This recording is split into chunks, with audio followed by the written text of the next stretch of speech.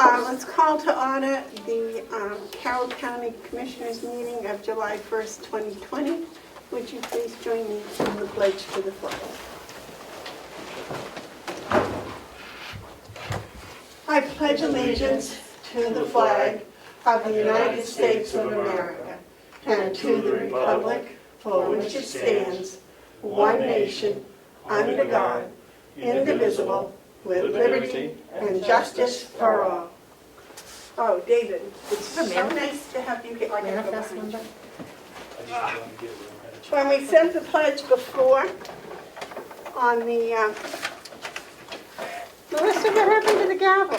It's behind the tissue boxes, I can see it. Oops, under David's hat.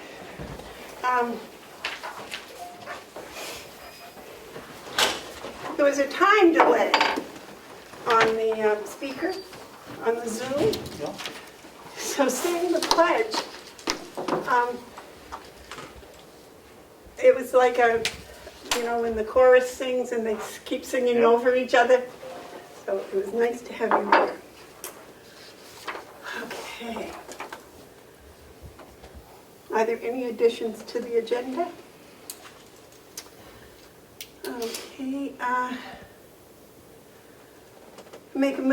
I await a motion to approve the minutes of June 24th. So moved. Do I have a second? Second. Are there any additions or corrections? Okay, if not, motion's been made and seconded to accept the June 24th, 2020 minutes. All those in favor say aye. Aye. Aye.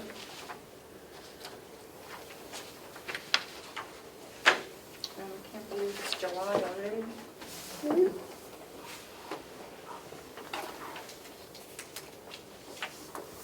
There you go.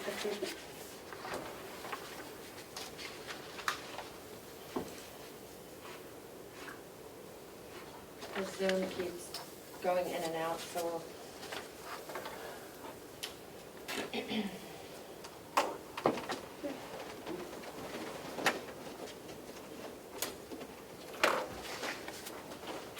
Thank you. Here you go, Terry. Okay. Are there any media questions? Is there any public input?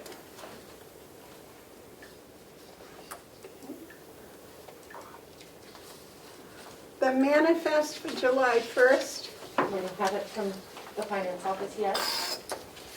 We're still working on the checks, Madam Chair. For last week? Well, you already announced last week, so we're kind This of is for this week. on the week that we're in now. And we're waiting. So now, instead of talking about last week's, we're going to talk about the current week?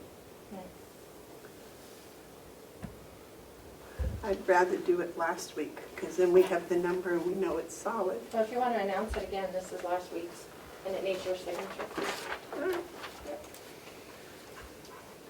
Last week, the week of June 24th, the manifest was $606,307.24. Thank you. Thank you.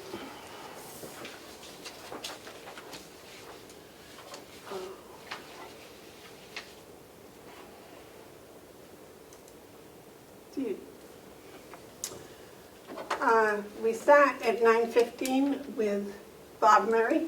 Bob's already here. Good morning, Bob. Is he not here? It looks frozen. He's on mute. Yeah. Looks like his video froze. Zoom keeps... There we go. Ah, but we can't How's see you. that? Well, we can hear you, but we can't see you, so that's okay. Okay, all right, well, at least you can hear me. Good morning. Good morning. So, back in April, we sent out an RFP for the loading dock leveler at Mountain View. And I sent out 2 direct solicitations, one to the original installer and one to a company in Portland, Maine that does similar installations. Those are the only 2 companies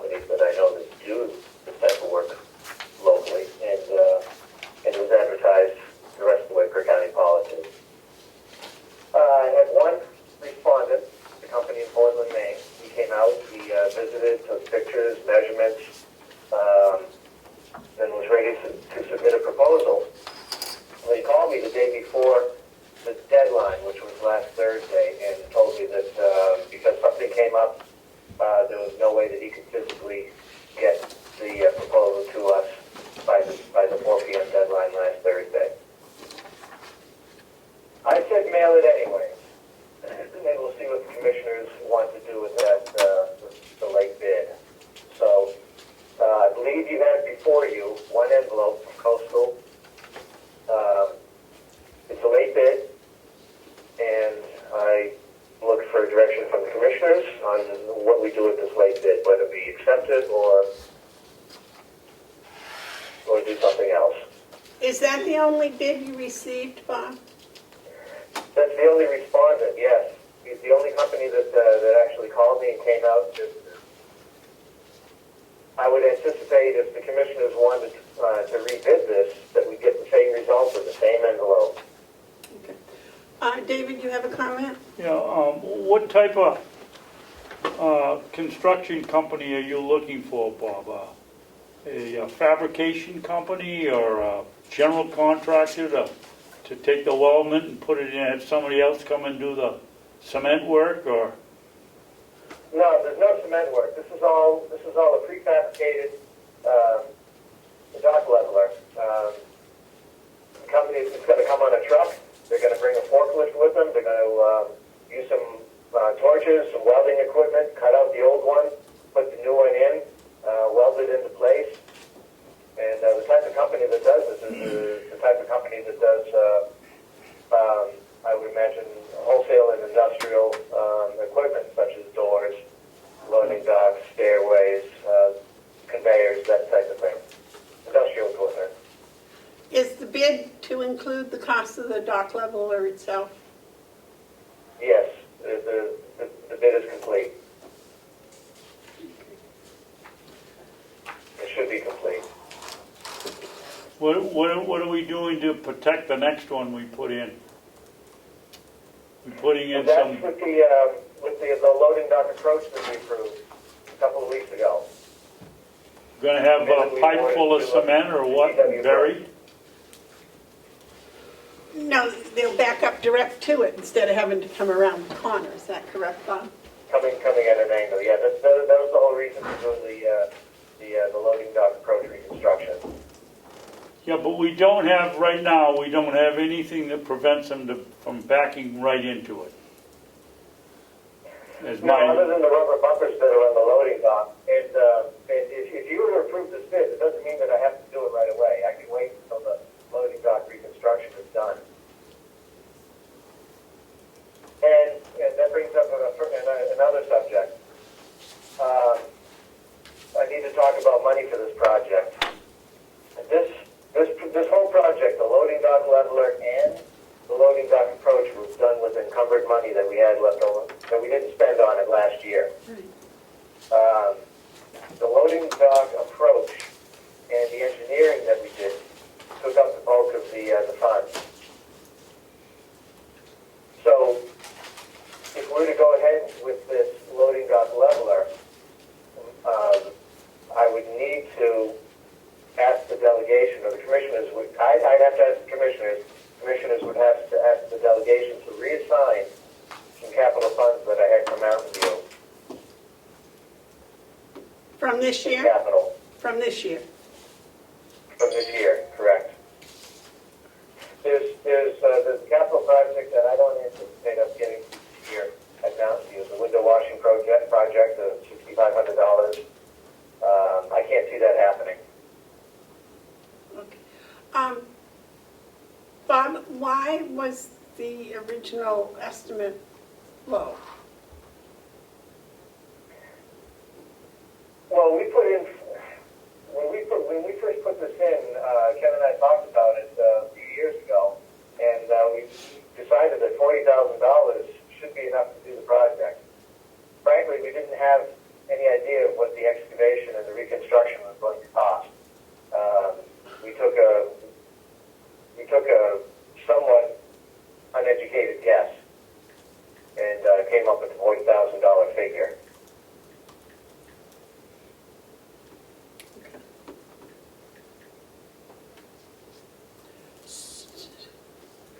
So where are you now in the project? The award, GW Brooks has been notified of the winning of the award, and we're just waiting for them to show up. He told me that he would see us sometime in July. All right, now that, they're going to straighten the approach, correct? Correct. All right, so when they are finished, and we have a bid from them that's well within the encumbered money, correct? Yes, correct. All right. So if anything, this may put us over the encumbered. Yeah, the loading dock leveler itself, the actual piece of equipment, would put it over the encumbered money. Yes. But in either case, we put out a bid, we have a respondent, albeit late. So commissioners, I guess we've got a couple of things here to consider. One, whether to accept this bid being late or not. And two, if we accept it, to open it and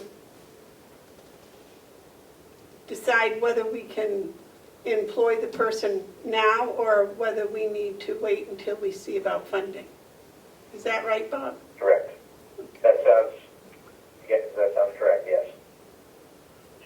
All right, so what do you think? Terry, what do you think? It's a hard decision because I've always voted against late because it wasn't fair to the people that got it in on time, but it's the only one we got. So we're not dealing with others that have gotten it in on time, so I don't know. Like I say, I've always voted against anything that didn't go with our policy. David? I think Terry's right, it's a very, very tough call. If I had multiple bidders, I wouldn't be asking. Right. But we only had one, so, yeah, I don't want to sway your decision one way or the other, but like I said, if we had multiple bidders, I wouldn't even be asking this question. I guess if, how many people did you go to, Bob? 2? 3? Two, I direct solicited two known contractors.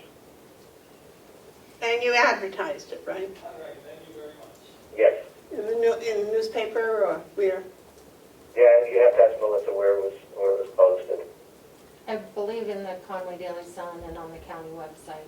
I can verify that if you'd like. But for the bigger projects like the jail roof, we put it out in extra advertising, but for this, I believe it was the Conway Daily Sun.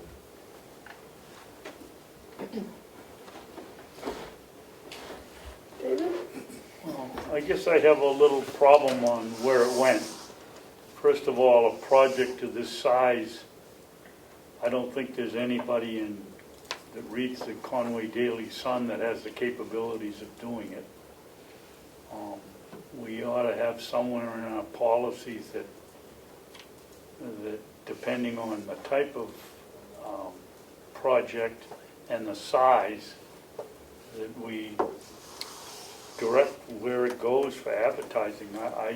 To me, the Conway Daily Sun was no help at all. I would have thought we'd go to the Union Leader or the Concord Monitor or Boston Globe or someplace that would have taken in or tried to net more bidders on the job.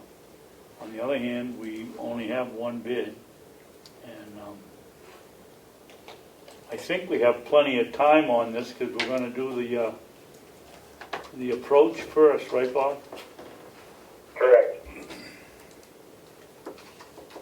But you don't want to turn it down, and then when we go out to bid, this is the only bidder, and he says, no, you didn't give it to me the last time, I'm not going to do it this time. So it's a tough one. No, I'm just going to, any time that we've gone, gone out to bid a second time, it's always cost us money. I remember a parking lot. Always. And other things. Okay, First, I guess, whether,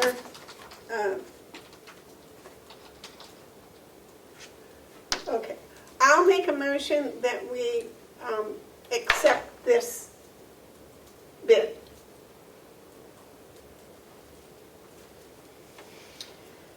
I'll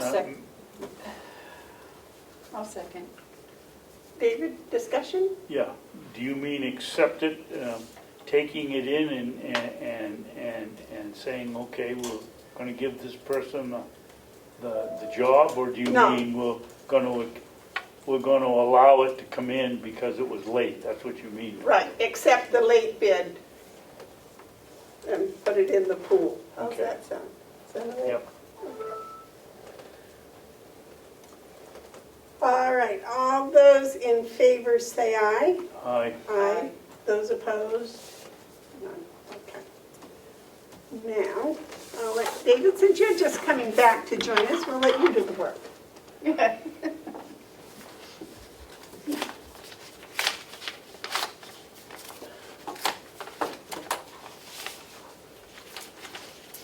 Bob, were you in charge of this whole thing out in the corner here, removing the trees and all of that? Well, Will's crew did it. We had a power problem last week, and the power company came out and strongly recommended that we remove the bush. And this is something that we've talked about already in years past, so we just decided to do it. Will's crew did a great job of cleaning that Beautiful, up yes. and breaking and reseeding it. So kudos to Will's crew.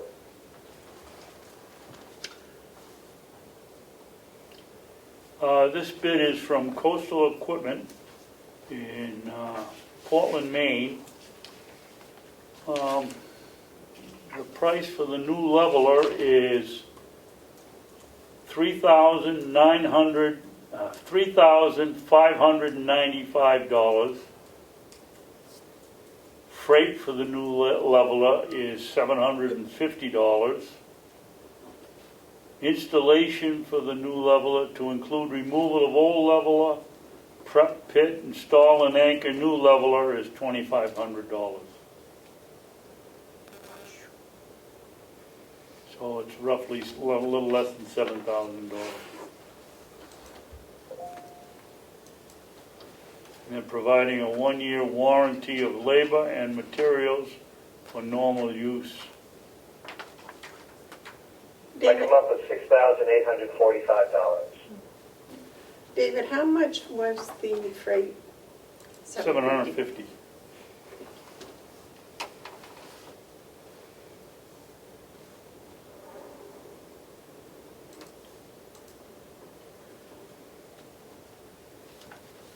And what we do, Bob, is we'll let you peruse the bid and see if it meets all of your specs and come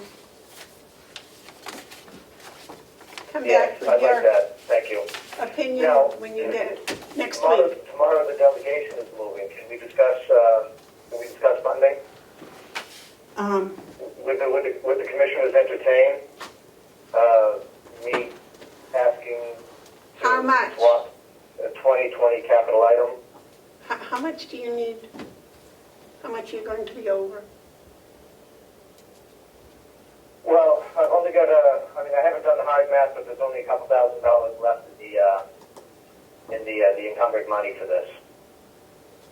So the $6,500 that I budgeted for window washing at Mountain View would cover the remainder.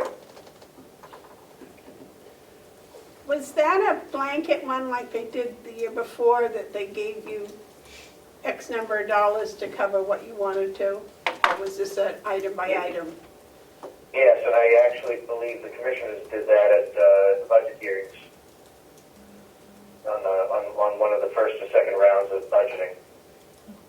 All right, so I think that in that sense, we gave you permission to do as you saw fit with that money on the projects, is that right?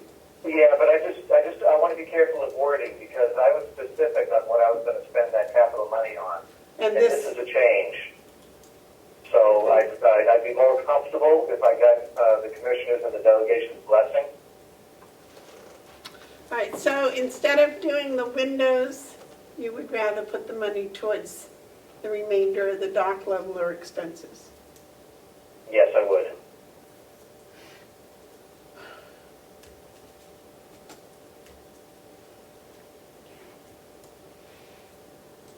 Is there a possibility there will be enough left to do the windows before the year's over? I won't know until the end of the year to see how the rest of the capital budget goes. But like I said, with the COVID this year, frankly, I'm uncomfortable saying that the windows will get done this year. I don't think they will. Oh, do they have to go indoors to wash those windows? Oh yeah, that's a complete indoor-outdoor. Oh, I'm sorry, I misunderstood. I thought it was just the outside windows. Oh, I'm sorry. No, this is Okay. complete. Thoughts? Well, then, I tend to agree with Bob. I don't see it getting done this year, I don't either. so. So I think that means a line item transfer, Bob. It would, from Check. capital to, well, Check with Well, Kathy. that's a question for Kathy. That's what I was going to I can't say. answer that. Check with Kathy. If it needs a line item transfer, you and she can get it written up. And if we can get it today, we can sign it.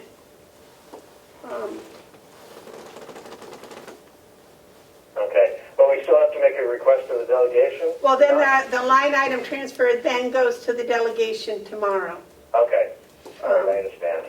I don't Okay. know, I don't believe there is an executive committee meeting scheduled, but we can always hold the executive committee for afterwards.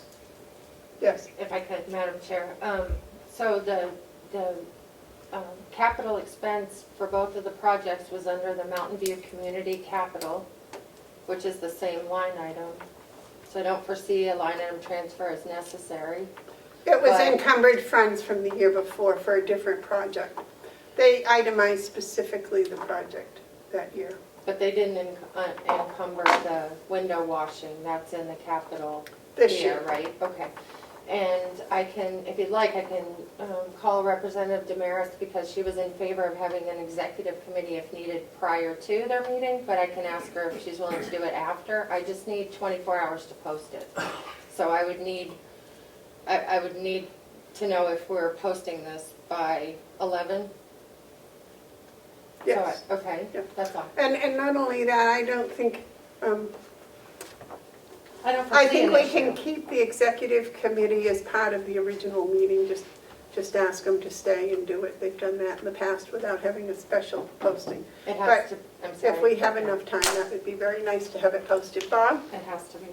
Yes, Bob? I agree with Melissa, I don't think we need to do a line item transfer because it's, one's gonna be encumbered from, old capital and the other one's gonna be, a capital expense. I just think we need permission from the delegation to, spend the money on something other than which it was intended. Would you please check with Kathy on that, just to make sure, so that Yes. we get all Absolutely. our little ducks in the row there? And she Okay. is supposed to be here at 9:30. Let me see if she's coming up. I believe she is.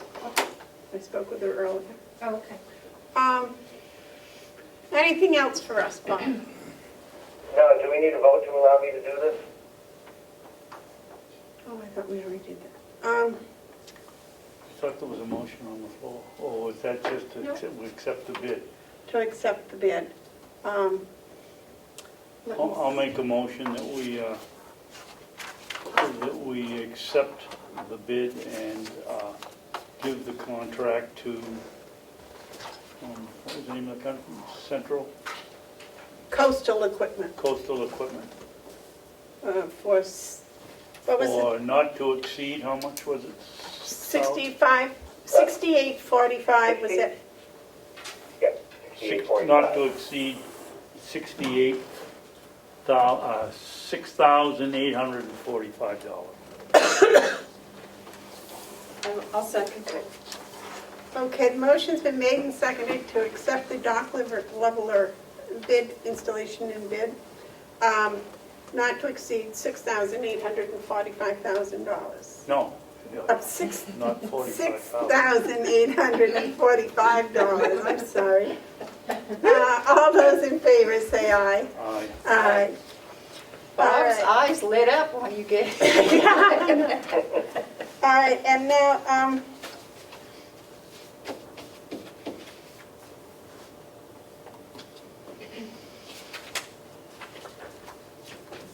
when Kathy gets here, we can ask her, because she's coming up, and we can ask her about if we can just use the encumbered funds, add to the encumbered funds.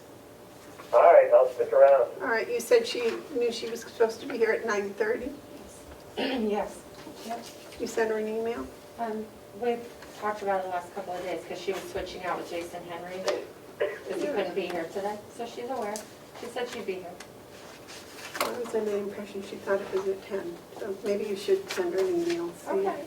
Or If you call want to do her or something else whatever. first and maybe skip to Joe, maybe? I don't know. Well, first and foremost, I do have a very happy announcement, and actually I'm going to let Leslie make the announcement. Go ahead, Leslie. You can introduce our new HR director. Would you like to come up here and bring Chris with him? Chris, we have a TV camera, so that way you can be on the TV camera.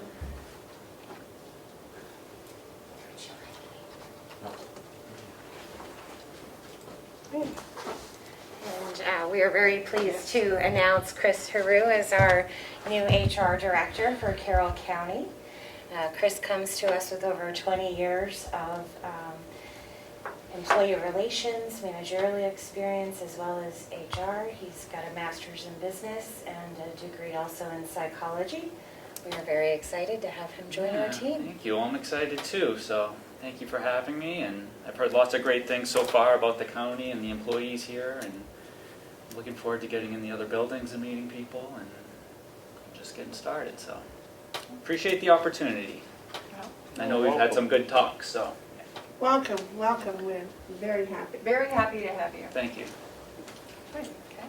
Thank you very much, Leslie, for You're the welcome. introduction.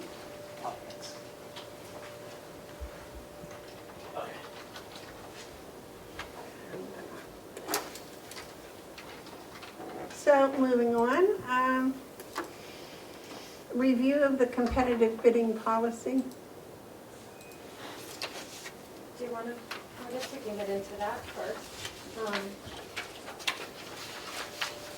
Just wanted to keep it on the agenda so that you, and I gave you copies of the draft in your packet, and then I believe last week as well. So It's in the packet? I've given you that. Okay. Okay. So, It's shorter, I like that. Yeah, I do too. try to be a little more concise. That first sentence under procedure, I got it, I picked my envelope up yesterday, but now I have two files for today, so I gotta I can figure give out. you this one, Commissioner, if you want. No, because I wrote something, I think comments it's on the bottom of that stack that you just had in your hand, isn't it?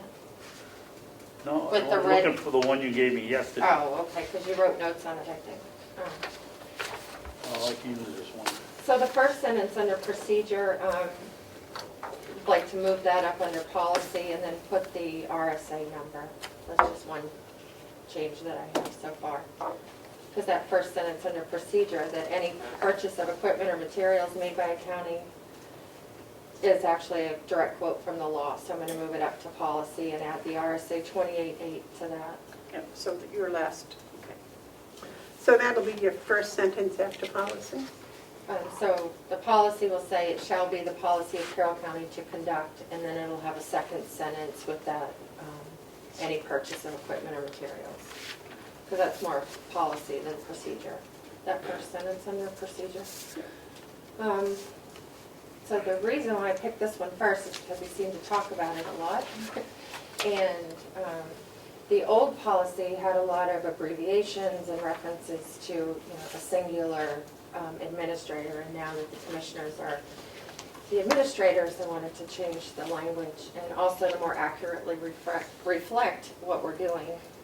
A couple of additions to the policy that I'd like to put out, and I'm working on the question and answer, is a face sheet that will go with all RFPs and follow it through the process. So all the questions of where it was advertised, what's in the budget, who was direct solicited will be presented to you on a single face sheet when you're considering the RFPs and then moving through to the contracts. So that will be just a form that will go along with it. Well, that would be nice, because those are repetitive questions that are asked every single time we have a bid, so if we actually had them in front of us.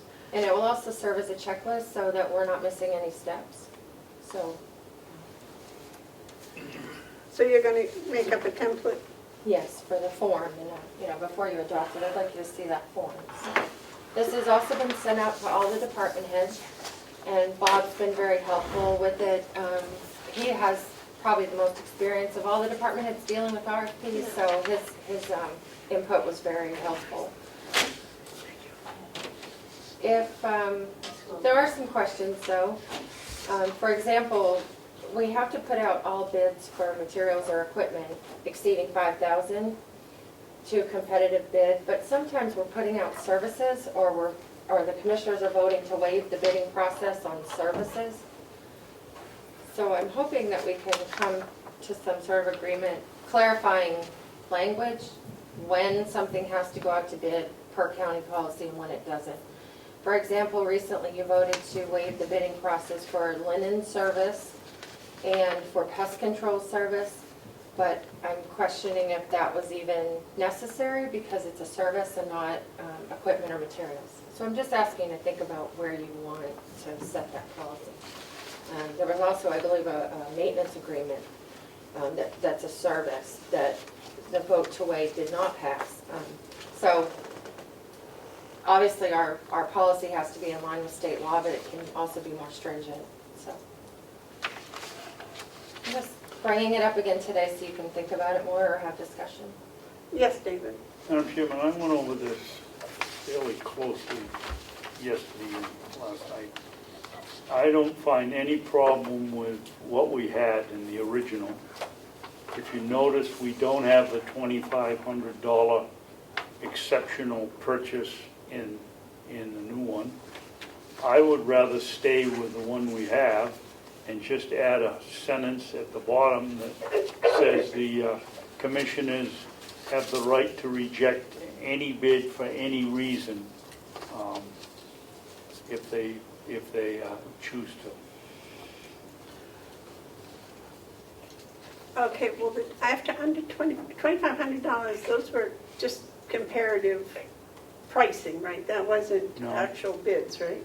Right. Yes, they weren't actual bids, but it was for a one-time odd purchase that the requisitioner had to come in and just show from the internet that this was a competitive price, not a formal bid, but it isn't in this one here. I just soon stay with the one we had and added the sentence at the bottom. So if I could, the reason why I didn't include it in the new draft is because the policy would be called the competitive bidding policy, and I felt like that $2,500 it would belong better in the purchasing policy and not the competitive bidding policy. Because you're not requiring the $2,500 to go out to bid. This was just to manage the bidding and RFP process. And that's a purchase. So that's just my reasoning for not including it. That's a good point. So you like the one we wrote originally, David? I don't have it. There's room for improvement on both of them, but I don't have any problem with the one with the original one. And no big problem. What would you like to improve on the original? I think the reason I like the original is because we don't get into the question of what's a service and what's a part and what's maintenance, and general linen is technically, if you go with the new one, it's a service and we don't have to go out for bid, but my gosh, with the amount of money we spend there, that we should be going out for bid, whether it's a service or anything else. I just don't want to get to the point where we give out a contract and then all of a sudden now we're in a legal battle on whether it's a service or not, and we should have gone out for bid or we didn't have to go out for bid. I just think you're opening Pandora's box by trying to be the judge of what is a service and what is part. Parts are pretty well, that's pretty easy to find, but maintenance and service would be a little more difficult. So, what you're suggesting is that if they bring it in and we think it's a service and we don't feel it's necessary, then couldn't the three commissioners vote not to go out to bid, just like we would on anything else? So we don't have to designate between a service. This meeting is being recorded. Sorry. We don't have to designate between a service or parts. Anything that's over $5,000 comes in, or $2,500 comes to us, and then we can say, no, that's a service, let Bob do what he wants with it, or... Well, it goes the other way. Why do we even go out for bids on our audits? That's a service. Audit isn't a service. We should be able to come in and say, we're going to give it to so-and-so, and these are the reasons. Right, if all And three agree. If all three agree. If all three don't agree, I don't know, I think this one is a little less specific, and I like the, I like being able to play around and figure out what we're gonna do in a situation rather than being tied to a procedure. And you know me, as I've said, we've got procedures from everything here except how to exhale. Be careful, they're gonna come up with one, I think. And I think the Through the nose only. Board of Commissioners has done a really good job over the past year or so, couple of years, really making the bidding process more reliable and transparent. So I'm just trying to continue on that path you've already set, like So you like the flexibility in the original one, David? The little bit of flexibility that we have, yes. I would like to see a statement at the bottom saying that we don't have to accept a bid if we don't want to, for any reason. Right. Well, that should be in all of them, I think. The other thing that was in the old policy is that when you open bids, you're going to announce the apparent low bidder, and I was trying to gauge how the commissioners feel about doing that. It seems to make you uncomfortable sometimes, and you want to just give them all to the department head. Would you like to keep that announcement in? No. No. Okay. Well, I personally don't think so, because I don't know about how you feel, but That was Hunselology. I like giving it back to we know what the bids were. We've announced the bids, so people can figure out what the low bid is. But then the department head can compare the actual bid to what the RFP was, and sometimes those aren't the same. And then that's the department head. I mean, they're the person in charge of whatever it is they're purchasing. That was Mark's idea. I never went along with it. I did take it out of the I new don't, one. I agree with you. We should Yeah. take it out. Take it out. I did. Okay. So if you wouldn't mind just jumping over a little more, I'm going to ask the department heads again to, if they have any other thoughts, and just maybe bring it up next time and keep working on it. Thank you for that. Thank you. Okay. Good morning, Catherine. Good morning. Come and join us, please. Sorry, we had a little discussion here. Okay. Those things happen.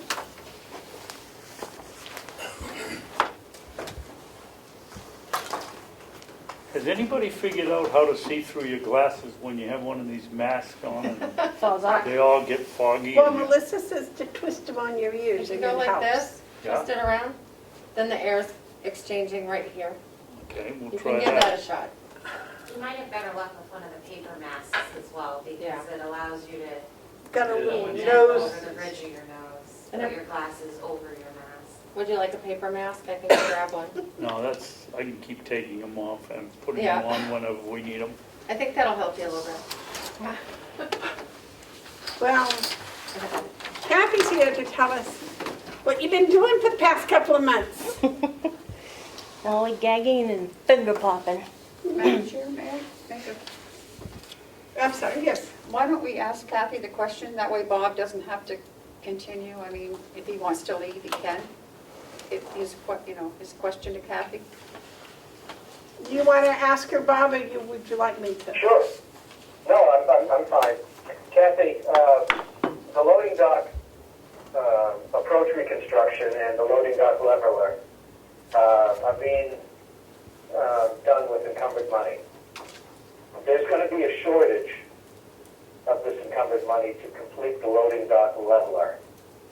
So I've asked the commissioners for permission to use in 2020 capital money, specifically the Mountain View nursing home window washing money. I need a total of $4,263 to complete this project. So, since it's coming, this is a capital project, we're using encumbered capital money and I want to use 2020 capital money. How do you think we should go about doing this? I know that, I'm pretty sure that we need permission from the delegation to, because of the spending on one item versus another. But do you think there's any kind of line item transfers, or how do you see this going down? Well, it's not a specific, it's in a group of funds, right, that's in the capital. There's not one line that says window washing. So if you ran that by the delegation, as long as they have no problem because you're just repurposing that money, I don't see any reason for any transfers. Just to let them know that, and if they don't approve of that, then you have to figure that out from that point. But I don't see why they would have a problem with that, honestly, but you have to run it by them. Yeah, that's what I thought, but we wanted your Yeah. confirmation. Yeah. Thank you. Madam Chair, if I could ask Bob to, Bob, would it be possible to maybe write up a paragraph that I can distribute to the delegation tonight? I'd be happy to. Thank you. Very good. Bob, you are 100% correct. Thank you. All right. Anything else for me? I don't think so. Thank you very much. All right. Thank you. Have a good day. You too. Thank you for answering that, Kathy. You're welcome. I've been just doing business. There's the stipends, the working with, the end of the quarter just arrived, so now I have a couple of grants that I have to do reporting for. I've been working on a little manual, a reference manual for the department heads for the avenue. I've got all of their security profiles and all of their user IDs are all set up. I'm just waiting on John, which I told you last week, to do that. I'm working on the audit. That's continuing. I did, in response to your request last week, I have something from the auditors that I would like to read into the record and have part of the record. Certainly. It's from Alyssa Simard. She's one of the principals at Melanson Heath. Do you have copies for each of the I do. Okay. I do. And she said, Kathy, the timing of the audit is relatively consistent with the past audits. When the books have been closed, they have been found to be in good working order. This is an indicator of your knowledge and expertise in governmental accounting. Based on communications with you, there have been recent events that have contributed to the delay in the start of the audit and include, but is not limited to, the COVID-19 pandemic, the vacancy with the county administrator. Some of those duties have fallen on me. FEMA and other emergency relief grants and funding. Other audits and reporting, which is the Medicare, Medicaid cost reporting for 2019, federal audit of the Second Chance Grant, and Medicaid state audit for 2018. And then we have a lot of things I'm still having to work out. She calls it ongoing issues with the payroll company. With that, that's a summary of the fact that with all these new stipends and all that stuff, there's a lot that has to do with the payroll company. I have to get them to be able to record it so that I can pull it through our system. So, and she concludes with, as recommended in past audits, the county should review roles and responsibilities and staffing levels in order to determine if they are sufficient to enable county staff to be able to perform their duties accurately and in a timely manner. So I just wanted to let you know I did get a response from that.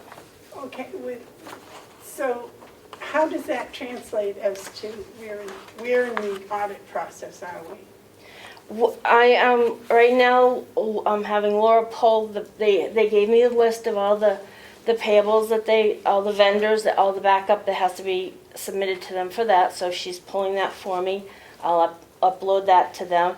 They gave me a list of payrolls, 5 payrolls that they selected randomly, and then they went, each of those, they selected 5 people from each of those 5 payrolls that we have to give basically their entire files to them. They want all the backup for what basically why we paid them what we did. So this random is part of their normal audit? oh yeah, yep. But they have to give, I have to give them information so they can review it and make their however they do it. But it's random selections. They just sent that back to me. I have pulled the information and given a list so Ruby can get what she can. I'm not sure, some of that may not be readily available to Ruby because not all the files are here in the building. So it'll take an extra effort to be able to track all that stuff down, but Are all the files electronic? No, employees have file folders with their paperwork in them. And so you upload copies of that paper folder? Yep, they have a secure site that we upload that sort of stuff. Some of that I can get from the payroll company, and we can download that. But some of the stuff that they're looking for, we have to get the actual physical file, pull the information, copy it, and upload it. Wow. So, there's one other thing that I wanted to run by you guys. You got to think about the fact that your 4,100 budget is seriously going to be in the negative for the salary and salary-related lines by the end of the year. So you're going to be needing to look at some transfers. So I would recommend that the only place that's obvious, and that's why I'm saying this, it's obvious, you haven't hired the CFO, you have money allocated for salary in there, and that's where you could get the bulk of what you need. That is not in the 4,100 budget, though, is it? No, that would require a trust transfer from that budget. David, you had a question for Kathy? Yes, Kathy, why in the 4,100, you mentioned salaries as being a problem. We, 3 of us, didn't get a raise. Where is the salary problem? It's the 007. It's the rest of, it's mine, Cheryl's, Ruby's, Melissa's. Well, we were told, I believe, that we weren't going to have a problem because Ken had left and we had his year's salary in that, but I guess that was used up in the settlement, wasn't it? It was more than used up in the settlement because I was not given at the time, I did not have the information of what was included and what you guys were considering his settlement, and there were other things that until Okay, everything. so that was wiped out, so. more than wiped That out, leaves Melissa's salary the big hit because right, it wasn't counted on. Right. Okay, thank you. Kathy, I have a question. Why is the finance office salaries in the commissioner's office salaries? Well, I think that's just historically, if you go back to the beginning of time here, that commissioner's budget was just a catch-all. I mean, that's where the property taxes for the county are located.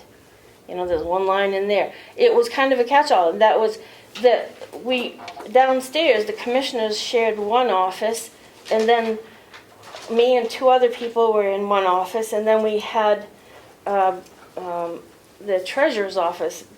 But everything has changed over the years, but no one decided that they were going to create, it's just been always called business office for most of the 25 years I've been here. So that these things have changed, and it just didn't occur to anyone. Actually, to be honest, I did recommend that last fall that we separate finance from the commissioner's budget. Right, because it's what, 4 people now in the finance? So I think it's about time. I do. If you We can't separate do the it now, but- commissioner's budget and the finance budget. Yeah, I was going to bring that up again in this fall when we started the budget process, but What do you think, Karen? Well, you know that I was against lumping everything together anyway. Well, this So- would be pulling it apart.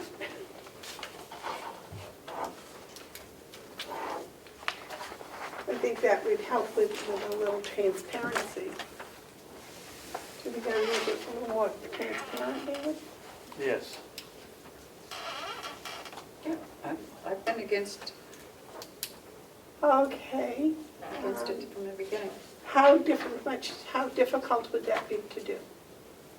I don't think it would be difficult. I just had to create another department. But honestly, whatever you decided to do, we have created a very tiny department, which was the CFO, to segregate that for this year. So you could just expand that department and rename it finance or whatever. But it's not a big deal, and it hasn't been used yet. So you'll have to be aware of the tracking of the history of the salaries when people start looking and saying, well, there was nothing last year and now you have this. Well, But that was that's my pretty other obvious. question, because somebody might want to be able to go back 10 years. And, but it would all be there in the records for the combined. Because Terry's right, we put departments together, mushed them together, so this would just be Well, pulled them apart. it's happened numerous times over the years. Some departments have been eliminated, some have been combined, so it's just, you have to think it through to make sure, because you have, certain, supplies and that sort of stuff, but it would reduce in one and increase in the other, so it should only be splitting what would normally have been budgeted for. So it's not really a big deal. Well, I don't think we ought to or should make such a decision on the spur of the moment. I think we probably should think about it and maybe put it on the on the agenda for next week, and we can think about it this week and talk about it next week. Does that sound all right? Yeah. Sound all right? Well, that would be something you'd want to pull up during, for the 2021 budget. Right, well, we want to know before we do the budget season, Yeah. which is starting right away. Yep. Yes, Soon enough. because, great. Now, just to give you a rundown of the funds that we have received, so the long-term care stipend, that we don't disperse any of that until we have the money in hand. Okay, before you go on, Okay. Ed is nice enough to film this, so we do have people that are going to watch this that have no idea what you're going to talk about. So if you could kind of give a little bit of a background about the stipends and why and where they came from, etc. Okay, well, the long-term care, that the funding for that is actually coming from Employment Security. They just extended that, so this is the state saying that people who are working in these positions where they're working, and the long-term care one is specifically for Medicaid funded.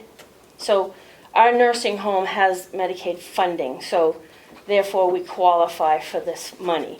So we give them a report of who worked. They have a criteria. There's 2 different stipends, $300 a week or $150 a week. And we do the reporting, which is one of the things I worked with the payroll company on. So I can pull a report then I have to split it by to meet the criteria, because they have to work at least 7.5 hours a week and up to 30. As soon as they hit 30 hours, it qualifies them for $300 a week. Okay, and if I might, this is because of the coronavirus. Correct. That's exactly what it is. These people are working in the medical. Correct. They're on the front long-term line. medical. They're on the front line, they call that. So to date, we have received $330,750. That includes, they just recently incorporated in our people.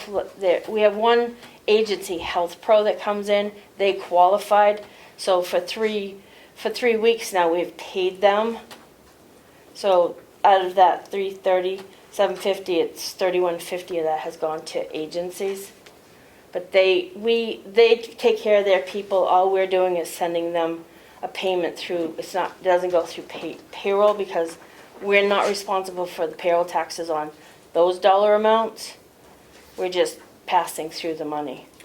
And the actual $330,750, is that coming from the state of New Hampshire or the Employment.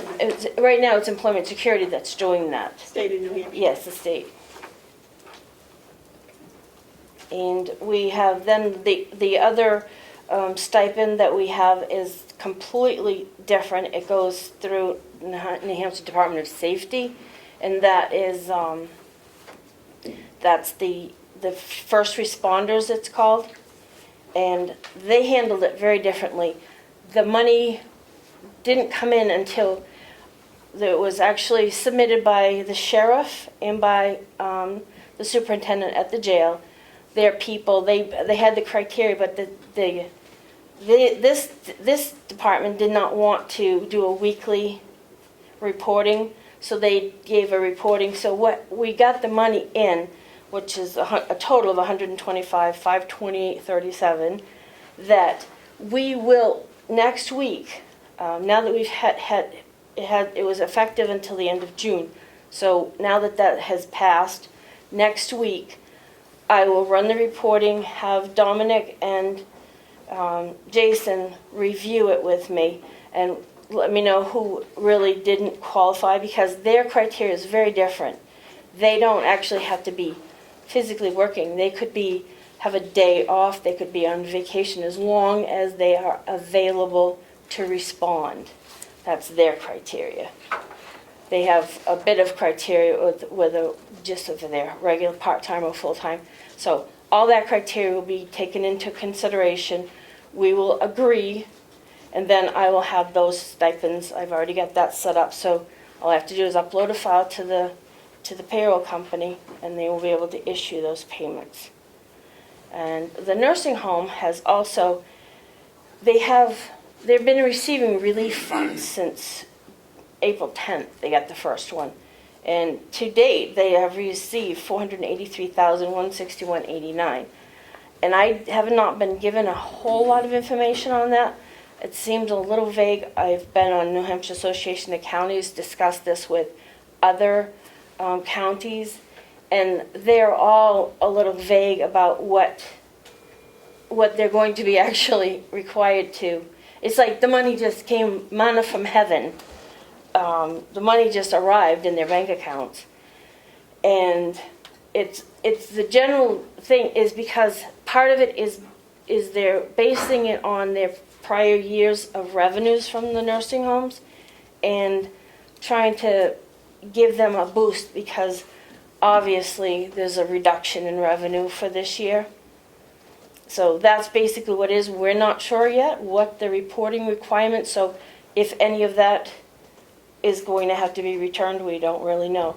And also, by the way, the first responders, anything that we don't expend when we agree on who gets this money, we have to return. So they're all evenly balanced.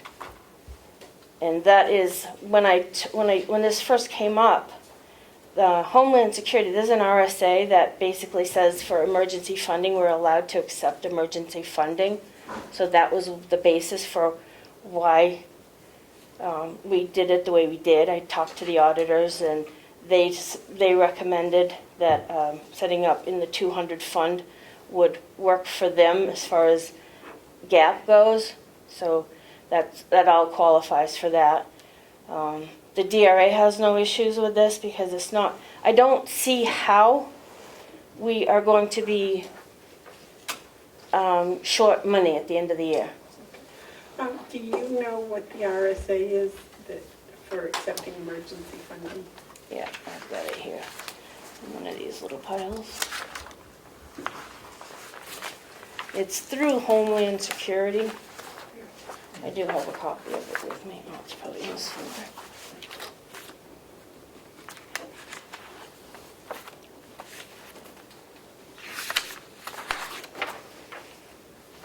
It's in Chapter 21P. It's kind of obscure because it's under the Department of Safety. But 21 what?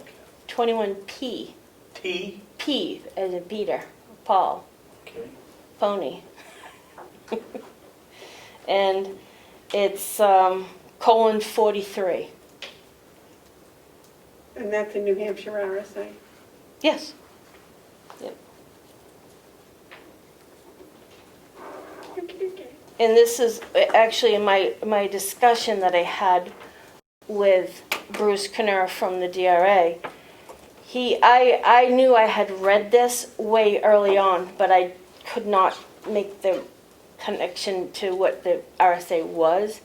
And he mentioned it to me. So that's how I said thank you, so I went and printed it out so I didn't lose track of it this time. Sounds like you've been a little busy down there for the Little past bit. couple of months. A little bit. I do have to ask, we've heard about these stipends, that the county's responsible for some of the taxes.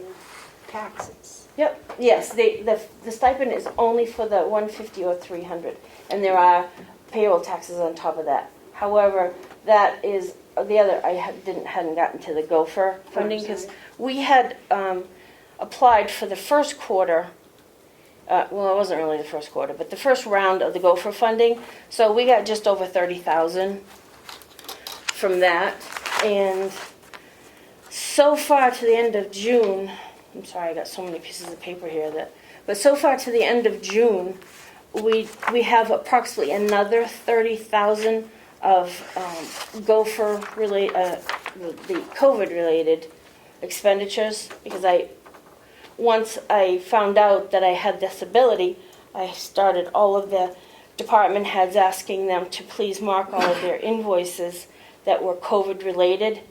Let us know, and we put that on a special line when we code it into the system, so that throws it into a report. So as of May, so and the next round of gopher funding is May and June, so July 15th I have to get that submitted.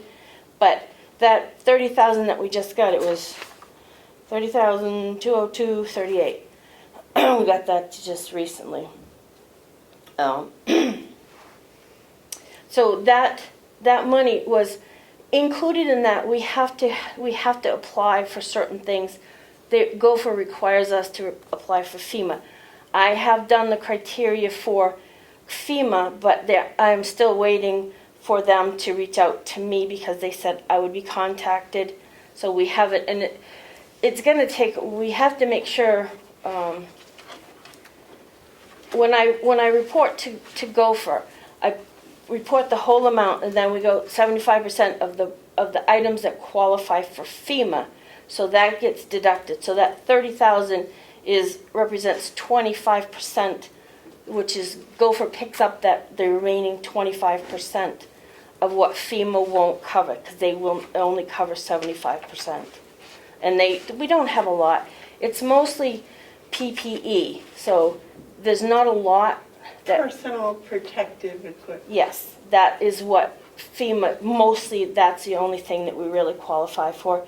Because FEMA is, the nature of FEMA, it's more like when people have to set up emergency shelters and that sort of stuff, which that we don't do that. So that's not in our wheelhouse.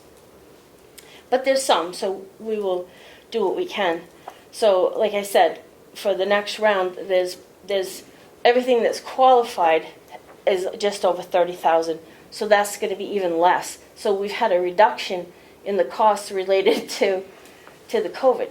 But the things that we can request from the Gopher grant is payroll taxes that are not covered by our budget. I mean, they weren't included in our budget, so that we can get that reimbursed. And also the people who have been out for the COVID related, for whatever, when they've had testing, whatever it is, I calculate that and submit. I have to give them a detailed report of who was out and who got paid under that. So that's part of that. The first round was included a chunk of that was in the time frame that they gave us. So we can only work under the time frames that they will look at. So, but that's basically what's going on. So, and I also I did prepare, I didn't even bring a revenue report, but just so you know, the revenues are not, I didn't bring it because I was hoping I could get a little bit more information today gathered. I do have the expenditures, and I have it compared 2019 to 2020. So I've highlighted the only place that we had any changes in the budget was we've had one budget transfer, and that was relative to a settlement. So I actually highlighted those as that. Otherwise, the regular budget is still in place. I brought that for you to review. This is what I intend to give to the delegation, but I was told you guys wanted to see it before I put it out there. So, Please. You have copies for all three of us? yes, yep. And just give me a second. I'll give him that. Well, I got them, David, because I wanted these anyway.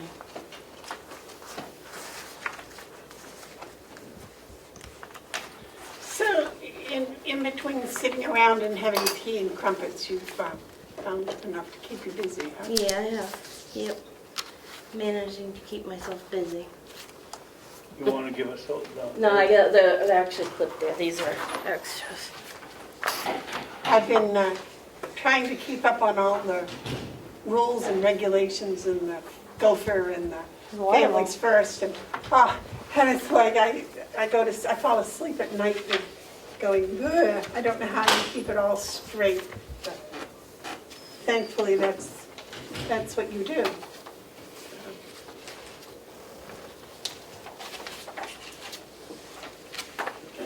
So for the delegation, I'm going to try to make up a sheet that will give them, because I have the revenues posted through May. It's pretty much impossible to do June. Lisa Scott, Registered Deeds, she was kind enough to give me what she called the draft. So, but she had a good month. The month of June was good. So she told me she's really trending 4% ahead of where she was at this time last year. And she's slightly, that will bring her to about 47%. So, you know, they have more, I think, lots of times in the later part of the year. So, but, you know, who knows? But, you know, Jason, I talked to Jason. I don't have specific numbers from him because their the way they report it, when it comes in, it's more on a cash basis, because they do so much negotiating back and forth when they do their billing with for their borders, that it's impossible to give me their accounts receivable, because we tried that, and a week later I'd get a revised report, and then a week later I'd get another revised report. So I said, well, we'll deal with that portion of it at the end of the year. But he said right now he's not feeling that he's suffering. And you got to keep in mind also that if we have some reduction in costs, there's, for revenues, I mean, especially for him, if he's got fewer inmates, then he's going to have, hopefully, depending on their health, I guess, but hopefully their expenses related to those people are going to also drop a bit. So, but he doesn't seem to be concerned at this point. Lisa's doing very well. The nursing home is with their little bump, and we got, by the way, ProShare. We got in $539,243 more than we had budgeted for. $500,000. Yes, Oh, that'll help a little. yes. So, I really don't think things are looking all that dire. We had a lot of the personal protective equipment was actually given to us. We weren't paying. When the first flurry with those things we had to buy, and yes, we do probably spend a little bit more money on more disinfecting products and that sort of thing, but a lot, what you have to understand is like we can't just, anything we buy that says, oh, it's a disinfectant, I can't request that to be reimbursed, because we have to buy some of that type of stuff anyway. So if it's very, very specific to COVID, then it's okay. But if someone says, well, I was going to buy a laptop anyway, but oh, look, I can call it COVID related because I have to work from home. But if it was budgeted for, it doesn't qualify for reimbursement. So we have to look at all of those factors when we're doing this. And there's some counties out there who are actually stopping accepting any money. Cheshire County they said we don't want to get upside down on anything. So, there's so many things coming in with, like I said, that nursing home is like, oh, here you go, have some money. We'll figure it out later. Well, don't want to we don't want to get too much money in and then have a problem. Right. So some of the counties haven't even applied. I don't believe Belknap even went with at least two counties didn't even put a money request in for Gopher for the first round, because they were, once they loosened up, what Gopher did was they actually backed up, because when they first put it out there, we had very, very, very little time to put all this information together. And they basically said, if you miss something, too bad. So they loosened that up before the deadline. So they put it out there that now in July you can go all the way back to what their beginning date was. So some of the counties are waiting to make it worth their effort, I guess, to put in for that request. But you were right on top of that. Yes. Yep.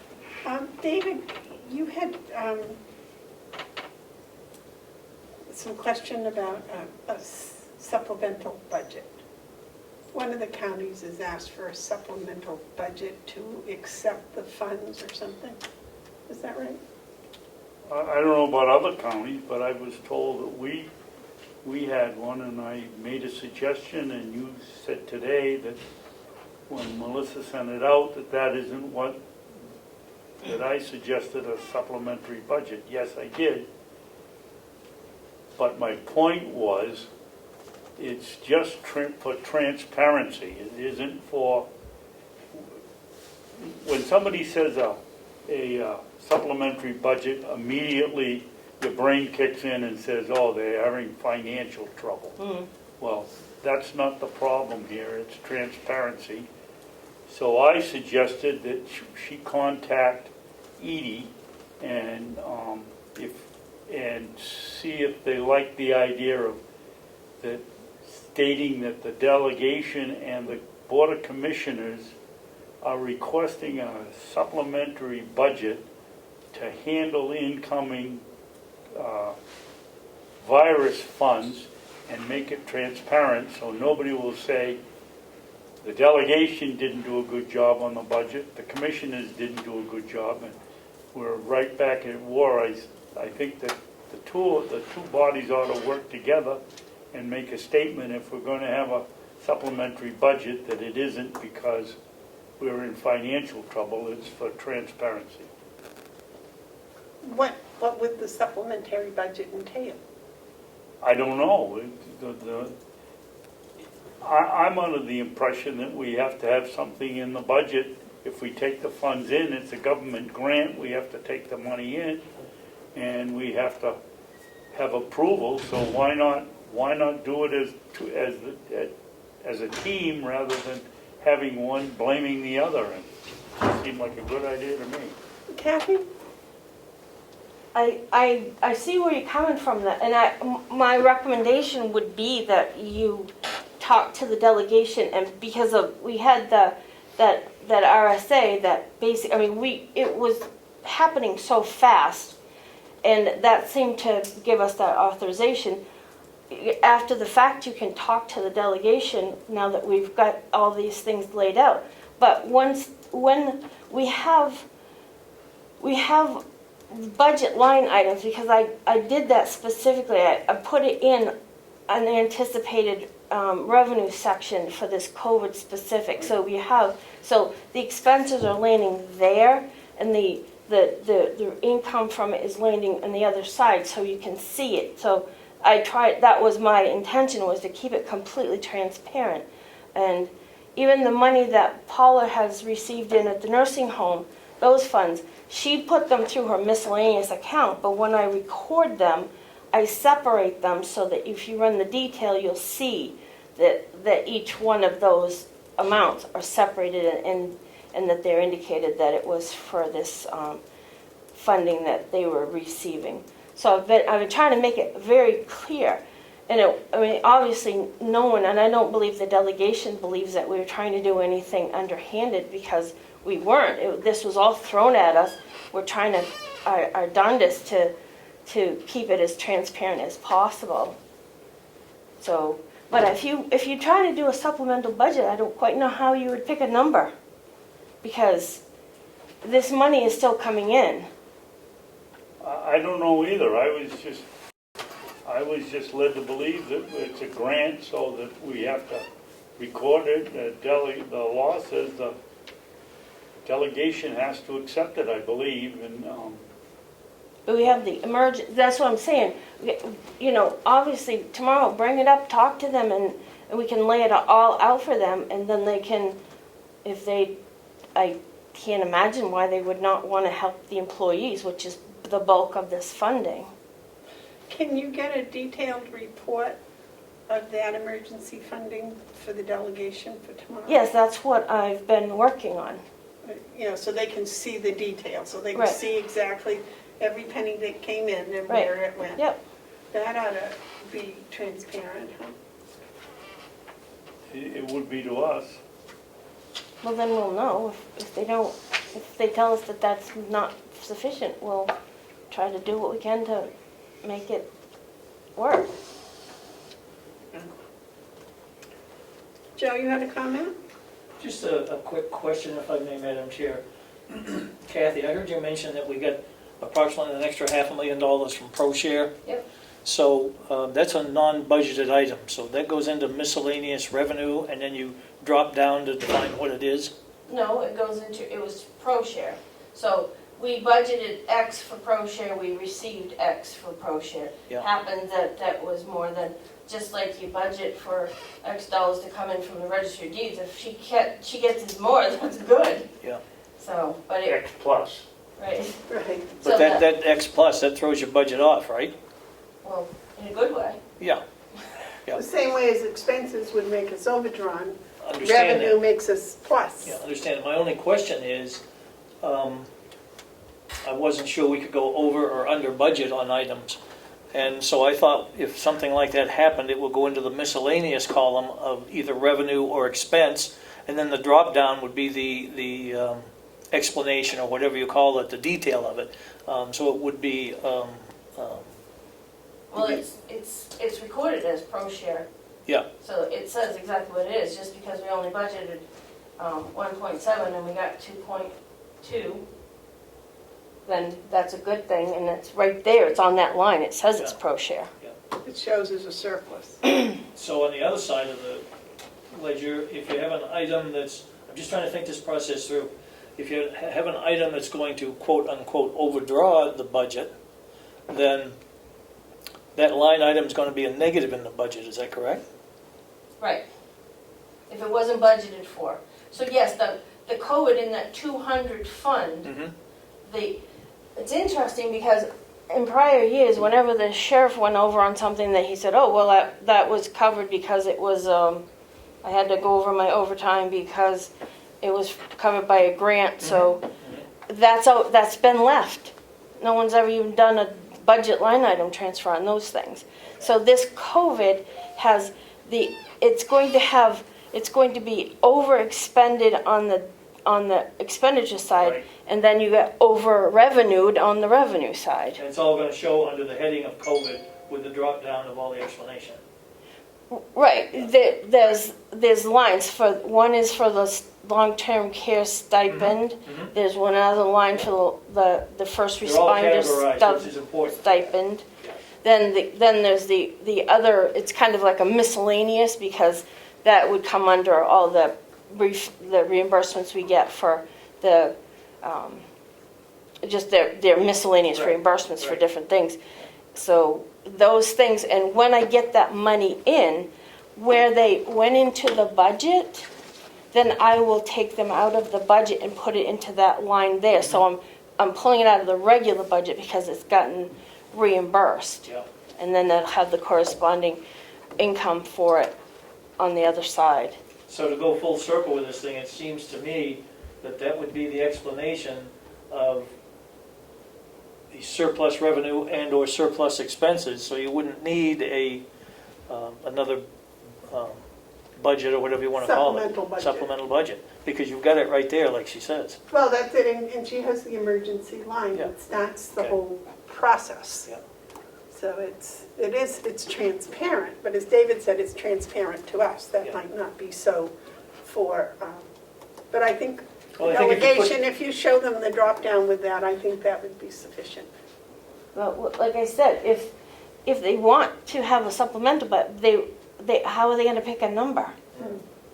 They'd have to wait till the end Because of it's the going to year. be a wash. It's going to be revenue versus expenses. But we're not going to know until the end of the year what that actually is. So it would. I don't think they're going to want to every couple of months come in and do a new supplemental. Well, no, because it's a little expensive. Yeah. Well, yes. And there's a So- lot of work involved. Yes. Yes, Madam sir. Chair, if I may, I think if there's the ability to do that when you're producing the budget or the quarterly expenses and revenue sheets, you got a little footnote down there about this includes the COVID as indicated. So they know that stuff is in there. And that would answer the question to anybody looking at it, I think. Well, and she's going to give a drop down that shows the Right. COVID revenue Right. and expenses for Yep. tomorrow. Yep.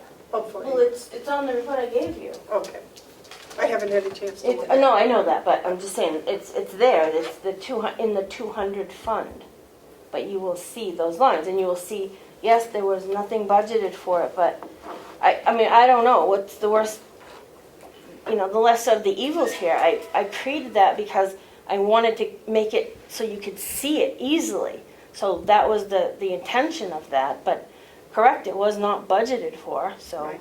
Well, and some counties have not even done that. so. But, we're not some counties, we're Carroll County, and I've been saying that right along. I'm trying to approach this. Did you have any more questions about that, David? No. have any questions? I don't know how she keeps it all straight. No, I'm fine. I think it's called being a professional financier. Thank you. Any other questions for Kathy? Well, thank you very much for giving us half an hour of your time. I greatly appreciate it. Do you have any questions for us, or do you need anything special for tomorrow? You've gotten the agenda for tomorrow. Yeah, no, I'm good. I just want to finish getting the stuff ready for because I don't know if everyone is going to be showing up in person or they're going to be zooming in. So I need to get it out so everybody has a copy of what I'm going to be. Okay, well, I think, Melissa, you've got to count on those that are going to be present, don't you? I do, I have about, I believe 5 are going to be present so far, but what I've been doing is they all have mailboxes in the office. So whether they're here or not, I've been making paper copies of everything for everyone. So, and sending it to them electronically. So. Yeah, which is basically what I'll be doing, Yeah. same thing. So. Okay. All right, so, I guess. Now, back to the budget. Yeah.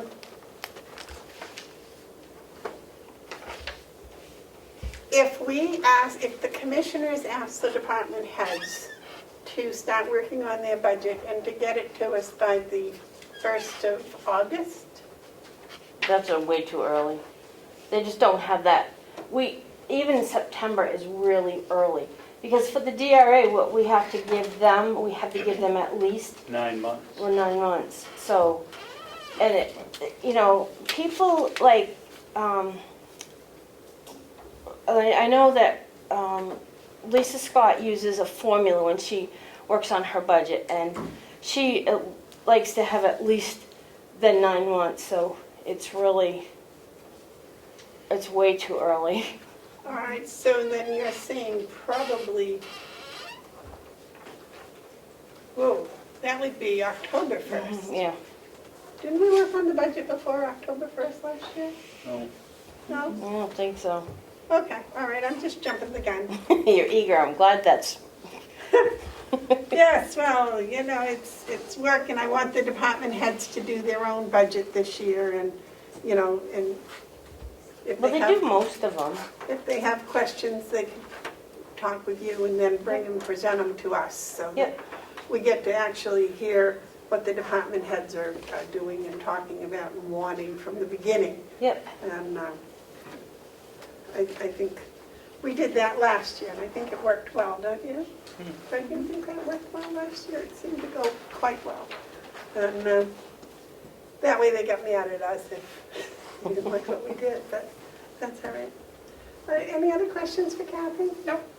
David, do you have any questions? No. Thank you. Thank you. And thank you for setting me straight. I won't worry about the budget until October 1st. Okay, I'll see you all tomorrow anyway. All right. Madam Chairman, Yes, sir. I hate to be a pain in the neck, but I would hope that you would enforce the rules about wearing masks in this building. That doesn't count having them underneath your nose. That's not wearing your mask, Mr.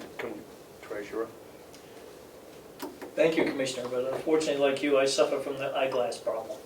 Well, then why don't you go in another room then? Because he's more than 6 feet away from you. Perhaps you'd be better doing this under Zoom.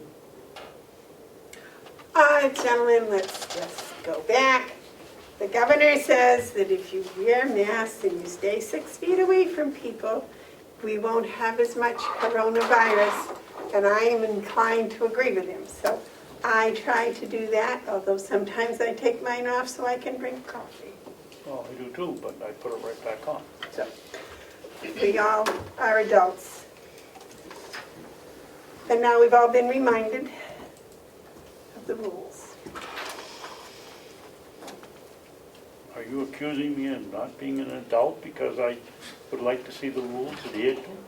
No, I'm saying we're all adults. We all know how to adhere to rules, and we've all been reminded of what the rules were. Thank you. So I won't go on with that. But I seem to have lost my agenda. And I think the next is the treasurer's report. Did I miss something? No, I got it. Yes, you did. Office space in the administration office. Oh, yes. Office space in the administration building. Who put that on? Commissioner Babson asked that we have that to discuss this week, All right. so I put it on. So, Ms. Commissioner Babson, what would you like to discuss? Well, from what I've been able to pick up on these Zoomaramas over the last month, we have a problem with the number of personnel that we've hired, new personnel, and no place to put them. And I didn't know whether we were going to discuss where we put them or not. Okay, wait just a minute. Chris, that does not apply to you. You have an office. Yes, Chris has it off. Okay, I just want you to know that that does not apply to you. Poor man, first day he's out packing his suitcase. Would you like to elaborate on that, Commissioner? I don't have anything to elaborate. I know we have 3 new people in the county attorney's office, and from what I'm hearing, we don't have any place to put them. And rather than, Who told you that? well, we discussed it a couple of times in the last 2 weeks. There's halogen in there, and we can't put them in the vault where it was where we thought they were going to go.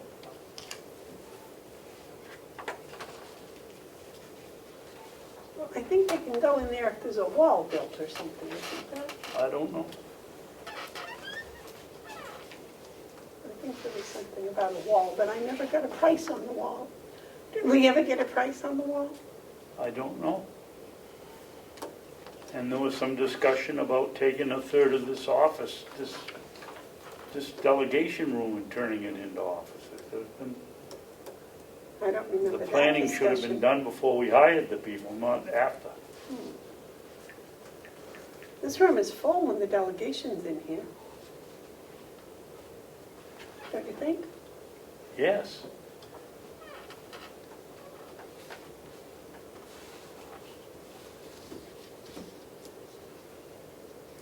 Do you have any comments on that? No. Well, maybe what we better do is get some more information about whatever the problem is and put it on the agenda for next week. Okay. Why don't we have the county attorney, if it's her people that are having a problem, have her come in and explain what she needs, and then have Bob Murray tell us or what the options are, and what we're going to do. I thought there was some talk of moving the office over to the old nursing home. Oh, there wasn't. Terry and I went over and we looked, and there's a lot of space over there that could be used for offices, certainly. And there was some talk about the cafeteria as a meeting house or something. Yep, cafeteria. But because of COVID, right now it's considered part of the nursing home, so we can't do that at this point. At this moment. At this moment, so. This, I was surprised at that, Terry, when you said that it was considered part of the nursing home, and we can't even go in there just to look to see what we could do. we had to get all suited up when we went over. Yeah. Yeah. And we had to get suited up and temperature taken and masked, and we had to go there before we went anywhere else. And It's because the laundry is there. Yeah. And Bob's office is there, and he can move between his office and the nursing home fluidly. Okay. Okay. All right, so I guess we're up to treasurer's report.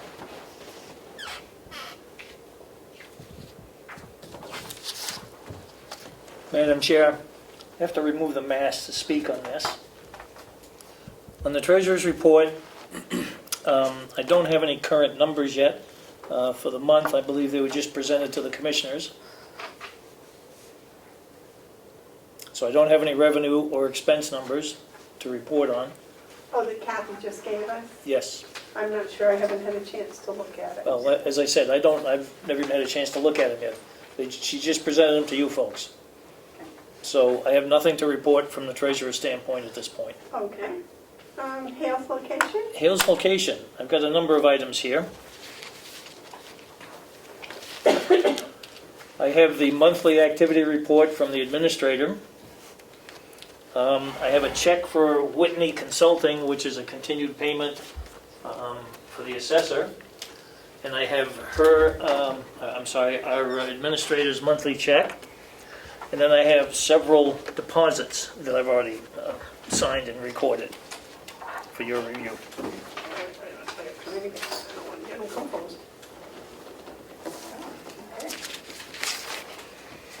And while you're looking at that, I believe there was a letter on my desk from the state of New Hampshire. I believe that Superintendent Babson is working on this. Has to do with $1,400? no, $610.58 in regards to the county's unincorporated town allocation noted for Hale's location. And the note I got here is that Commissioner Babson is working to get an answer from Attorney Bailey. Did Liz follow up with you? No, she has not followed up. And yes, Joe's correct. Called in, we wanted, as you recall, to see if we could pay some other town in the county because the law says it has to be within the county, and she has not gotten back to me yet. If you give me permission, I will call her again. Definitely. Please. Thank you. Did Denise actually record the deed, file the deeds? She bring them down here to No, I record think them? what she's saying is she filed the deeds, that she has the copies at Hale's location. In the files there. So they've already been registered? Oh, yes, yeah. Oh, okay. You have a question? Derek? Yeah. I know I spoke with Denise yesterday,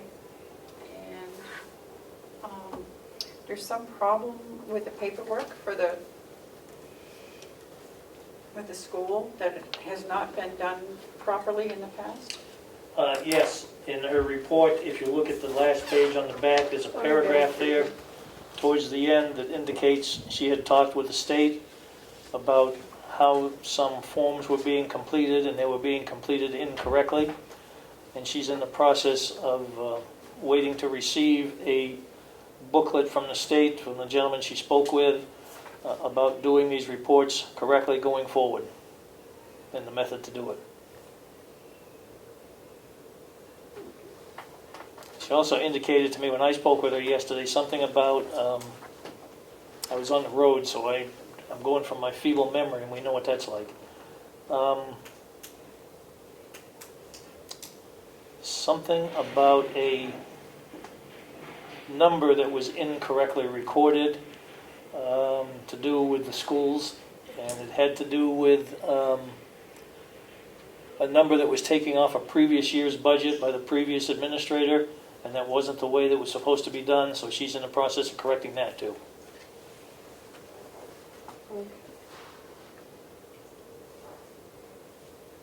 Well, it's good that we're getting these things taken Yeah. care of. Yes, David? All I know is we will have an 8th grader at SAU 9, and we will have a sophomore at Freiburg Academy. And we should be looking at the contract to see when we're supposed to pay them. The check, if I may, Commissioners, the Yes. check that you signed just recently that you were holding, I gave to Denise, and then I called her and told her to hold that check because I wanted to make sure that we weren't prepaying per our contract. It seems to me that the finance person at SAU 9 may be looking to get prepaid, but I do not know that is fact. And so I asked her to confirm that before she sent that check out. And what is the check for, Joe? The It was eighth an grader? 8th grader. Yeah. And the question I had, the way that bill read, it looked like we were going to be paying for an 8th grader that had already been completed. The way the bill was written. That was my question. She is going into the 8th grade. That's correct. She completed the 7th grade. Yep. Should have been 7th grade that was Correct. completed. Yeah, we got the final answer on that. But now I wanted to confirm that that check is not a prepayment for the 8th grade. I thought we had to pay after they completed it, but I could be wrong on that too, so we're confirming that right now. I think it's 2 payments. Yeah, well, that's what I thought too, but And since we're doubling up on 1 year, I mean, I don't know how we can discuss the many, many, many times I've talked to them up there, and all of a sudden this 8th grader shows up out of nowhere. yeah. No, we only have 1 student and they're going to Freiburg. Are you sure? Yes, I'm sure. I've talked to them all. Yeah. And all of a sudden she shows up, so it looks like we're going to have to pay double this year. Once for the 7th grade, and once for the For the 8th whenever the 8th grade payment comes up, and I hope we have enough money in the budget, I think we do, to cover 2 payments. I for 1 believe we do, Commissioner, but once again, I want to hold that caveat out there because Yeah. I want to confirm it, so. I don't think we should be, the amount of money they get, they're charging us twice what Freiburg Academy, and I'm Yes. not in favor of sending money as little as the interest is up front. I agree. Yeah. And that's why I wanted to confirm what the contract said too before we sent that check out. Good, didn't do that. I will say this, that I have found that, and unfortunately Denise isn't here, but I wish she was, I have found that she's doing an excellent job finding and helping correct what appears to be some errors that we've discovered going forward. And the process that she's going through, it's a learning curve, so, and I think she's doing a great job with it, and I hope you folks think so too. Thank you. Yes, sir. This young man that is going to Freiburg Academy is the one that wrote the very, very moving editorial in the Conway Sun. And if anybody hasn't read it, they ought to read it. He certainly hit the nail on the head. Okay, Joe, and then we have 2 checks here. One is Denise's paycheck. So I'll make a motion that we pay Denise her salary of $1,000 and have Joe sign it. I'll second. Is there any discussion? All those in favor say aye. Aye. Aye. Aye. And the second is for Whitney Consulting Group. It is for the statistical update. And that is part of the payment. The July payment is $2,000, and this check is for that. Correct. But I'll make a motion that we ask Joe to sign it and pay it. Second. All those, any discussion? All those in favor say aye. Aye. Aye. Okay, Joe, if you would do that. And Barry's looking at the deposits, so I'll put that on the bottom of the deposits. Once you're done looking at the deposits, if you can return it all, that would be great. Yep, that's what I was going to do. Okay. Anything else for us today, Joe? No, I believe that's it, thank you. All right. The executive coordinator. Oh, I'm sorry, Madam Chair. Yes. I apologize. I meant to mention this under Treasurers. I just wanted to confirm so there's no confusion going forward. On the manifest report, I believe at one point we were reporting the previous week. Then somehow we got to reporting the current week. And I just wanted to be clear on what it is the commissioners would like to have. Would you prefer to have the current week's manifest or the previous week's manifest number? I think the previous is more accurate, because then we're sure what it is, right? Is that agree? Okay, Okay. Yep. So it'll be what was paid as of Friday, last Friday. yes. So next week, the manifest number will be the number that we just had just given you. It was the 103,719.84. Right, and so you can give it to Melissa on Yes, Friday, and she yes. can put it into Yep. the minutes, and Yes. then we have Yep. it. We'll it's clear all up that confusion. established. Thank you. Thank you. All right, now the executive coordinator report. Okay, first off, and right at the top of the list is completing the annual report. So I gave you all a copy of the draft. The only thing I'm waiting for is your approval on the draft, and also, so two things. I'm also waiting for a letter from the auditor that I can insert in place of the audit. Well, I want you to know, I am upset. Okay? I asked you to edit my piece, and you didn't. I tweaked it a little, but But not. well, no, it needs your professionalism. It doesn't need my Okay. mathematicians. I read it and it was like, oh dear. I think this, what do you think, Wordsmith, Mr. Wordsmith? I'd be happy to work on that with you. My opinion is if you're assigned to writing a report, you write a report, you get it proofread and put it in yourself. Otherwise, it becomes somebody else's work. Well, yes, but no, that's not what I'm asking. I was asking for editorial. You've had an editor edit your work, haven't you? I've what? Had an editor edit your work? No? Okay, so we've noted that the commissioner's report isn't quite ready. So is there any other comments about the draft that? The rest of it, I thought was very good. I thought it was very nice. I liked the setup and the layout. David, what did you think? Are we okay with the I dedication? love the dedication. Okay, and we're not going to make that known right now, right? Because we're going Right. to do a formal presentation to that person. Was Right. that picture what it was supposed to be, or, I mean, that's what it was supposed to be? We may have had a suggestion from an elected official, and the department had made it happen with the employees' cooperation, so.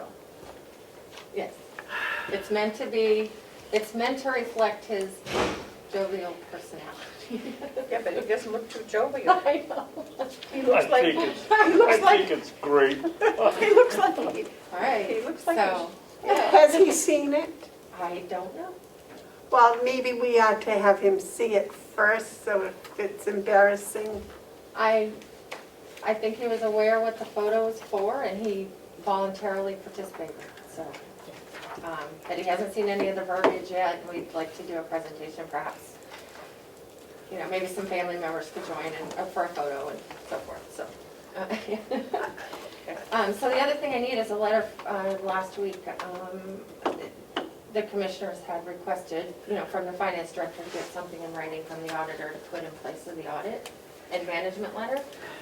I know she read something today, perhaps the auditor could take out the personal aspect of that and just, I thought the main body of that email might Did she work. get a copy of what we had requested?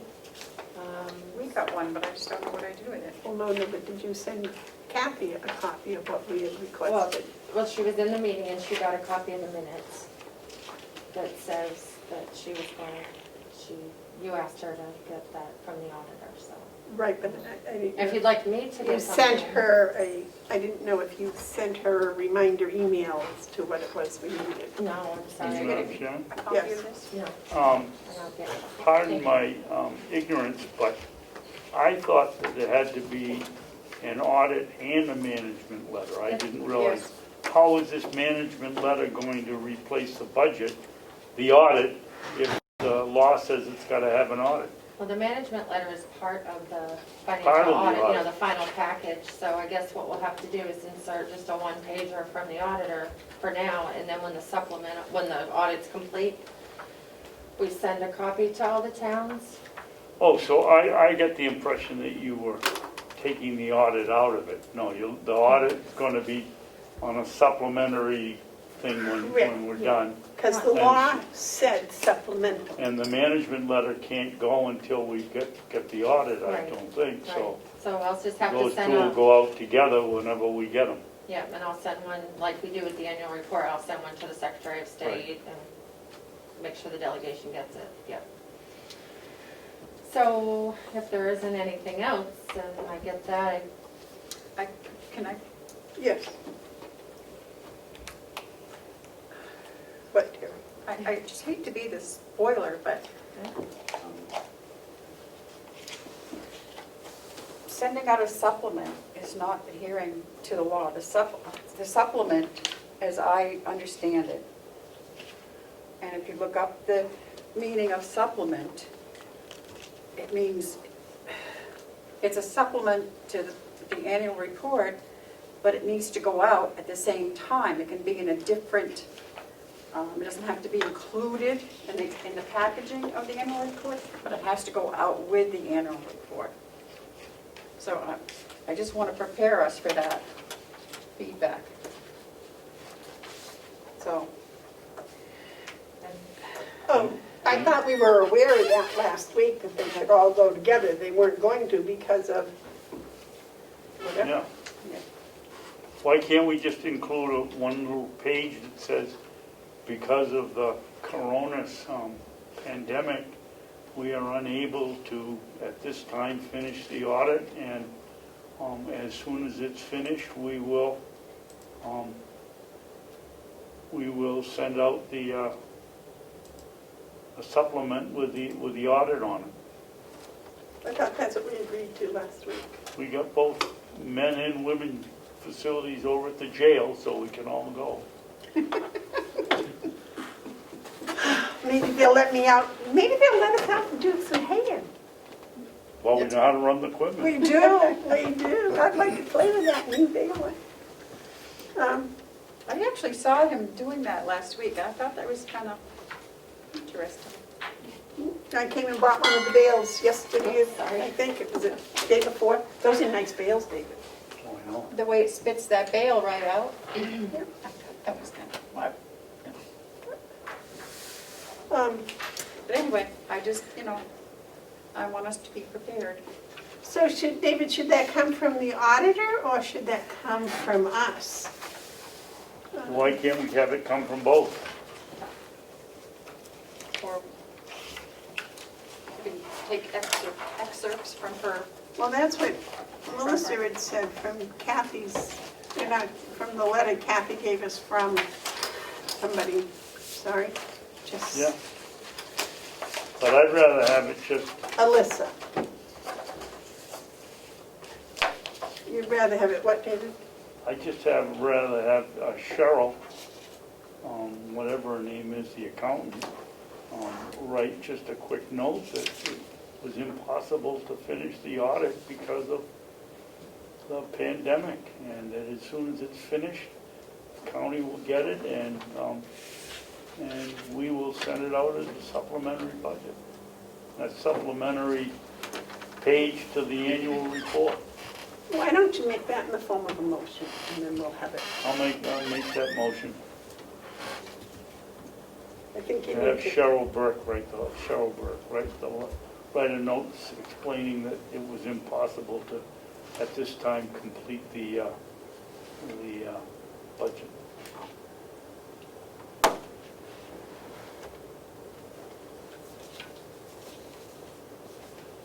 Should be addressed to Carroll County or Carroll County residents or. Taxpayers, probably to us, or probably to the county though, because she works telling for me. you. She's not an elected official, just as performance.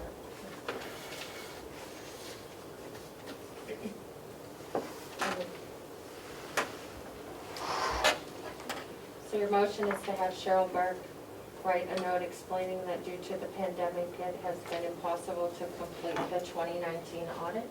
In time to go into the annual report.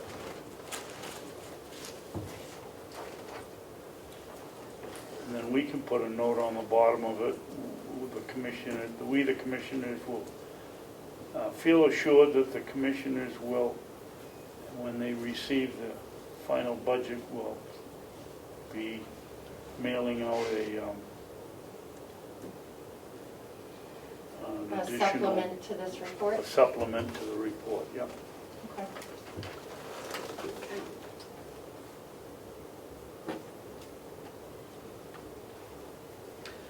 I'll second that. Any more discussion? All those in favor say aye. Aye. Aye. All those opposed? Aye. Is that aye you're opposed or aye your agreement? I'm going to, can I abstain? Or if I can, I'll just say no. Okay. So that passes 2 yeses and 1 no. Is the world gonna come to an end today?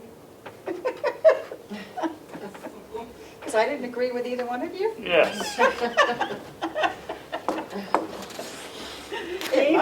David, we arranged this just as a gift to you for coming back to us in person. Thank you. Okay, You want me to continue keep going? please. So, as it's been talked about, of course, the delegation is meeting tomorrow at 9:30 in the morning, and I sent out an agenda to all of you, and so Avenue will be here to give an update on their project. Are they going to be here live or Zoom? No, they're going to be here on Zoom, and last time he had some technical questions he couldn't answer, so he's invited a co-worker of his, or someone else to join him on the Zoom that might be able to answer some of those questions. It was on the agenda to have the auditor attend the meeting, but she had sent a couple of paragraphs instead about the status of the 2019 audit, so the chair will be reading that. Kathy Armstrong's been asked to provide an overview of the 2020 expenses and revenue, the COVID impacts. The chairman of the delegation asked that I reach out to the department heads and ask them if they have any financial impacts they'd like to talk about. I think that was not right. So, It's up to us, right? Yes. To do the budget. Yep. And the department heads have already spoken with us as to where things are, and Kathy's overview is going to address those. I don't think that our department heads need to come to report. They give us the budget, they don't manage it. well, I'll tell you that the only ones that I've talked to or gotten information from, not the only ones I've talked to, the only ones I've gotten information from relative to that are questions that often come up is how's the registry doing? So Lisa's going to be at the meeting. She's also prepared something to say to them, which I forwarded a copy to the commissioners. The other one was how are we doing on the jail border income? That usually comes up. And Jason had already provided previously a chart showing monthly what's billed out. And he updated it, and you have it in your packet today. So it's those two things, trying to anticipate some of the questions that always seem to come up ahead of time. Yes, but I don't think those are things that should be brought up to the delegation. They're for us, they're for the commissioners. Those reports come to us on a regular basis, and if the delegation has financial questions, they should go through Kathy. She has the answers. Actually, is that right? Shut up. And then at 11 o'clock in person, we're expecting Rick Highland and Matthew Flash to attend the meeting to give an update on the Carroll County Broadband Initiative Committee. And they're coming in person? Yes. Nice. And then they're going to talk about the Annex Subcommittee. So I just wanted clarification because I thought it was a commissioner's subcommittee. It is. Asking a member of the delegation to participate. Yes. We asked Edie to recommend one or two. Yes. Yeah. Yep. And she hasn't today, has she? Well, she No. sent a list of recommendations, and I believe she forwarded it to the commissioner's email or maybe the chair, but if you No. didn't get it, I have it. It's, she made a recommendation of 3 different delegation members.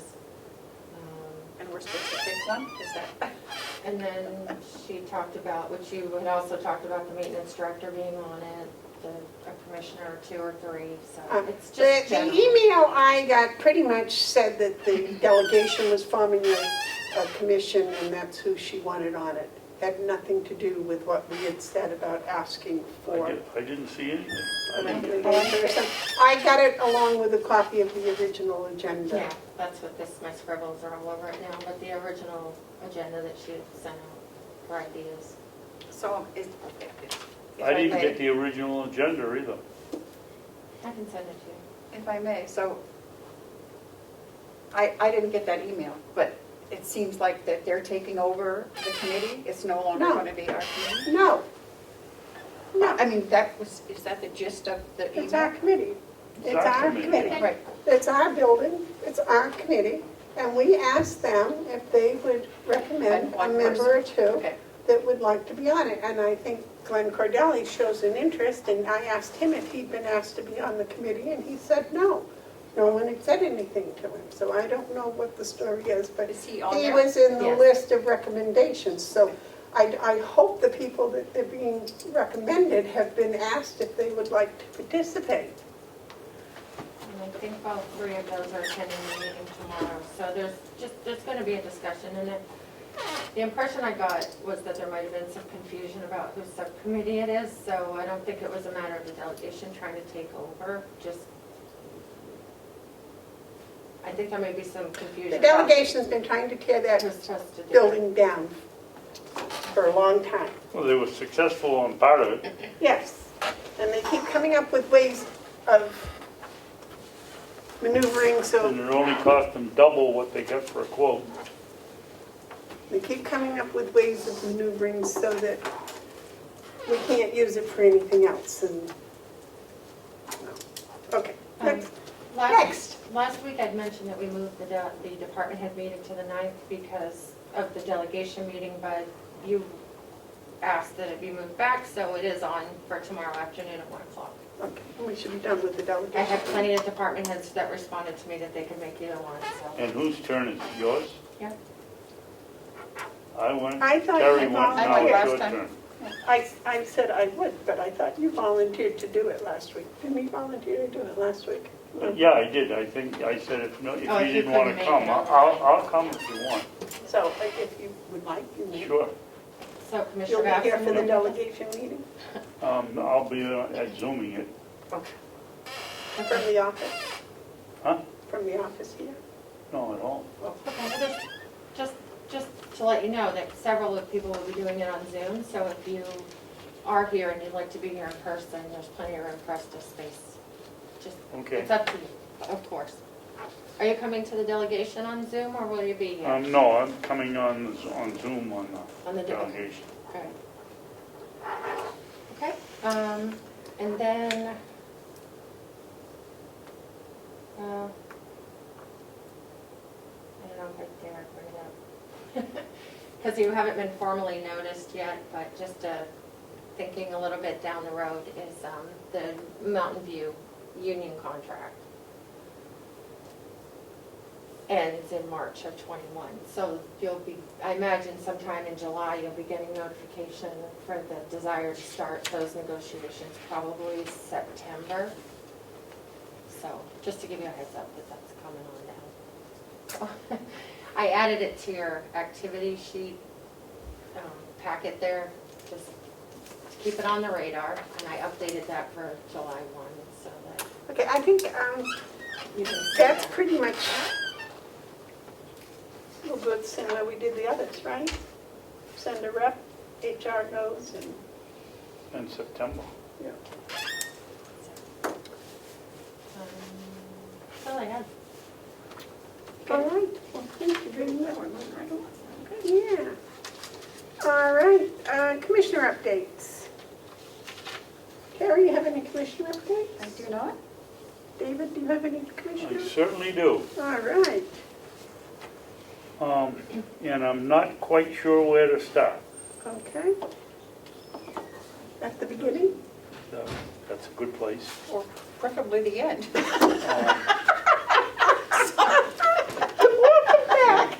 I'm sorry. Last Friday, I was with my son, and we were going down to Alton to pick something up. And he said to me, "Who is this gentleman that called his house and talked with my wife?" And I said, "What are you talking about?" He said, "Well, got the recording here." So got on the magic phone and called up. I don't know how you do it, but played back the message, and it was Joe Haas. And you can laugh, Terry, but it makes me goddamn mad that he's starting calling my family Yeah, why would you and do that? telling them I'm a criminal and that I'm breaking the law and I'm a lousy commissioner and that I don't ever call back. And then he starts spouting RSAs, which to my kids is, when it comes to tack dad, RSA is the short for Yeah, well, ridiculous attack. I only laugh And I don't think that, I'm a big boy, if Joe wants to call me at home, that's fine, but he's got no business calling. He went on the internet and searched, he said he was doing genealogy work, and he just found my, well, I can tell you Joe Haas was never on my family tree, and if he was on the outside of the limb when they cut it off. And I don't think that it's uncalled for. They live in Massachusetts. They don't even live here, and he's calling and looking for them in Massachusetts and running his mouth. And if I had my way, I'd shut him off when he calls in, but I can't do that. Anyway, wow. I'm upset about it. I don't think there's any place, No, I would be upset if he called my house. and I don't mind if he calls my house, but don't call my kids in Massachusetts. Anyway, that's all I have to say. I'm sorry he isn't here so I could tell him in person. Oh dear, and I think that's quite inappropriate. Well, I reported it to the sheriff, and he better not try it again. And he's saying all these things to your daughter-in-law? Yes, Do you I have- got the recording.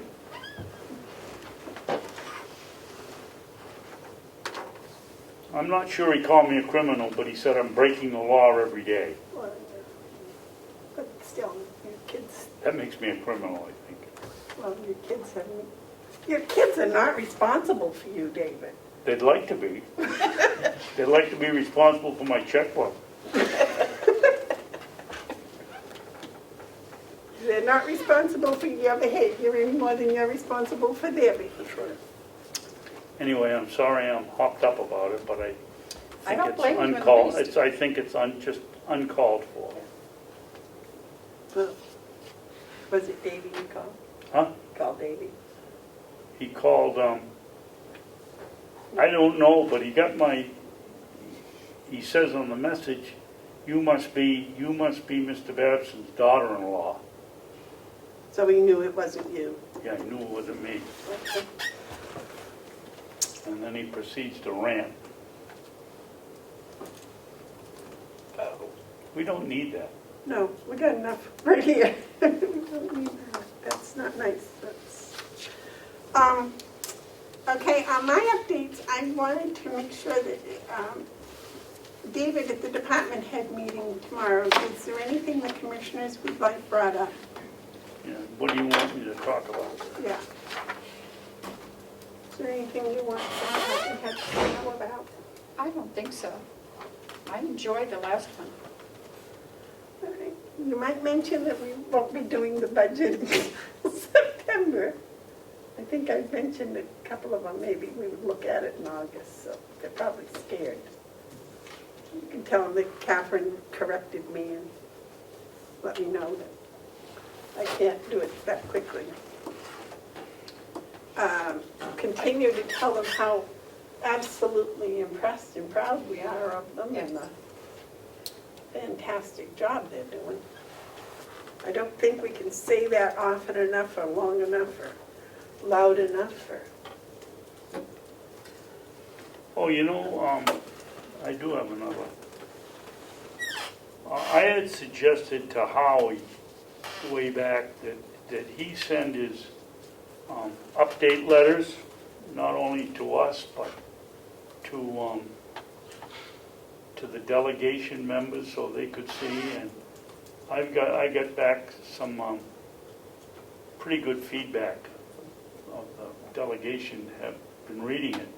And all of a sudden, they're not included anymore. So I wrote him yesterday. No, and I wrote him yesterday and suggested one that he start including the commissioners again, and number two, take Bonnie's name off of the email group that goes out. And he wrote back and said he would, but He can send it to Chris now. I don't understand how stuff like this gets dropped.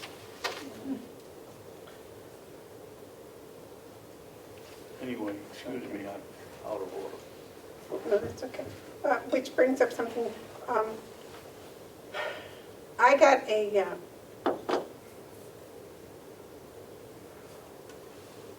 I don't know, when things happen at the nursing home, shouldn't all questions go to Howie and not to us? I would think you go up the chain of command to Because, their supervisor, to Howie, to however it works over there. yeah, well, no, I've had somebody on the outside ask me questions about the nursing home, and I've said that, well, to get an official answer, they have to go to the director of the nursing home. I kind of did that on my own instead of giving an, because some of that's sensitive information, and I just thought that, like, are they visiting outdoors or whatever? Some of it's kind of general, but some of it, so I just said, well, if you want the particulars, you should go to Howie. Is that Yeah. appropriate? Okay. I just wanted you to know, so if someone tells you that the commissioners wouldn't talk about something, that's why. Anything else for your department head meeting tomorrow, David? Anything else that David should bring up? No, I don't think so. All right. Not for me. And then for commissioner update, I had occasion to need a bale of hay yesterday, and I came up and bought one of Will's nice round bales that he just made last week. And that baler does an incredible job, puts too much netting on it as far as I'm concerned, but other than that, it did a really nice job. And the hay was really nice hay. Yeah. So, I'm sure he'll be here for his report in a couple of weeks. He can tell us about it. And I think that's all I had for an update. So is there any other comments or questions? Madam Chair? Yes. A few weeks ago, when Mr. Drew, and I'm sorry, the Boy Scout leader's name escapes me at the moment, they came to a meeting. Yeah. And gave you a proposed plan for the blueberries. So I tried to find the current MOU that the county has between them, and I can't find a copy of it. So would the commissioners please look through your things, perhaps you have one. But if not, if someone could send me Mr. Drew's contact information so I can reach out to him and ask him for a copy of what they have. I'm just trying to compare the old and the new.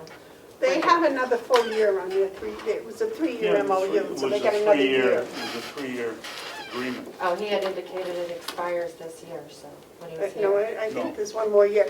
He wanted to reinstitute. Because the first year we were successful with the blueberries, because I sat out there with a couple of the residents of the big hotel and became friends. One of them was Dan. Well, that was the first year, and then last year we didn't do them, and this is the third year. But the Boy Scouts, that year that you and I were out there selling. Well, that was That was the year That was before. for the jail. Yeah, that was the year before. Yes, The you're year right, after you're that, correct. the Boy Scouts, that's when they came in and they had their Yep. agreement, and that was 3 years ago. Well, it won't be 3 years until next year. And has the agricultural committee set a meeting yet? I just want to put it on the calendar if you have. No, they have not. Okay. I'm happy to help Dale you is the post it. treasurer, Dale is the chairman, Okay. and I will give you his contact information. It's in my phone someplace, I Okay, think. thank you. And if the annex subcommittee, so do you want to go into tomorrow's delegation meeting, having voted to formally establish that committee and who you have on it? Or do you want to just keep talking about it tomorrow at the delegation, or? Just thought maybe if you came forward with, here's our committee, here's who we're putting on it, can we have a delegation member? Might help, or are you there yet? We did, we said that we were having a committee and we wanted their recommendation I for. think we voted to have a committee. Yes, and we wanted a recommendation from, we wanted a delegation member. Okay. It was only one, right? Yep, Yeah, just one well, you delegate. said one or two when you, earlier it was one. Yeah, one. One.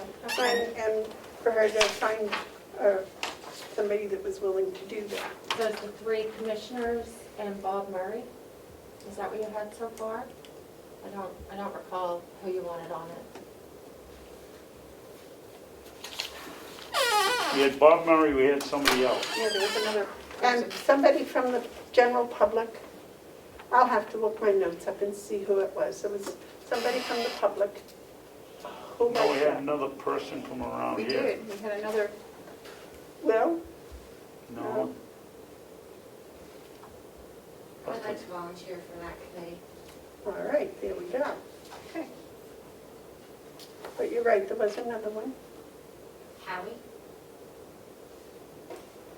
No. I have it in the notes, I'm sure. I'll look that up and I'll get that. Would you like to set a tentative meeting No, to get it going, or you No. just wait till after the delegation? Okay. we got enough going right now. All right. I got chicks coming today. Okay. All All right, preference. thank you. Okay, any media questions? Any public, yes, sir. Ed Comeau, Brookfield. I can't seem to locate the 2018 audit report and management letter that was supposed to be an addendum to the 2018 audit and annual report. This is the report that was brought up in the lawsuit between myself and the county. After you expended $16,000 fighting me in court, you never bothered sending that report out. I can't find it. Delegation says they have a draft copy. I don't know where the original is. So I think you should try to find that copy and send it out to where it's supposed to be. This was, excuse me, Ed, the management report and the audit? The audit report and management letter that's supposed to be sent out to the, with the 2018 annual report. Unless I'm not seeing it, I don't see it in the Did annual you report. check, at a library to see if it, because that's where they get sent to the libraries, right? Actually, to the boards of selection of all the towns. Board of Selectmen. Yeah. Yep. Are you at the Brookfield meeting? Am I at the Brookfield meeting? Yeah, I was going to ask you just if, for, We only have the annual report from 2018. There's nothing added to it. that came to Brookfield. No. Okay. You only have what, Ed? We only Just have the the annual report. report that was late. We only got that. There's nothing in there. You didn't supplement it. No management letter? No. So I'll just repeat. After you fought me and spent $16,000 of funds that Commissioner Babson, you were responsible for, you and Council voted for that. The chair did not. So you voted, and then you never went back and checked to make sure it was actually done. It's kind of insulting to myself and the taxpayers. That's my public comment. Thank you.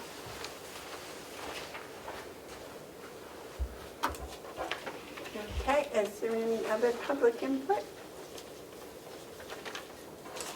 We have non-public today? I have two things for you. I listed the sections on the bottom. All right. I make a motion that we go into non-public session, session 1, RSA 91A32A, the dismissal, promotion, or compensation of any public employee, or the disciplining of such employee, or the investigation of any charges against him or her unless the employee affected has a right to a meeting, and requests that the meeting be open, in which case the request shall be granted. Did I lose my job, Madam Chairman? Oh, you're here, aren't you? I'm so sorry. Go right ahead. You may finish, Commissioner Babson.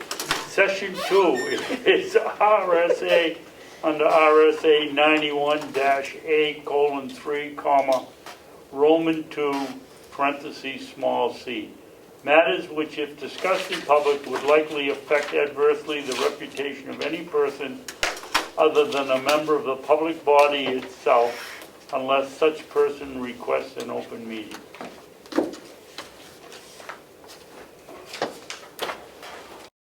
I will second. Roll call, please. Commissioner Babson? Yes. Commissioner Bevard? Yes. Commissioner McCarthy? Yes. Thank you. Okay.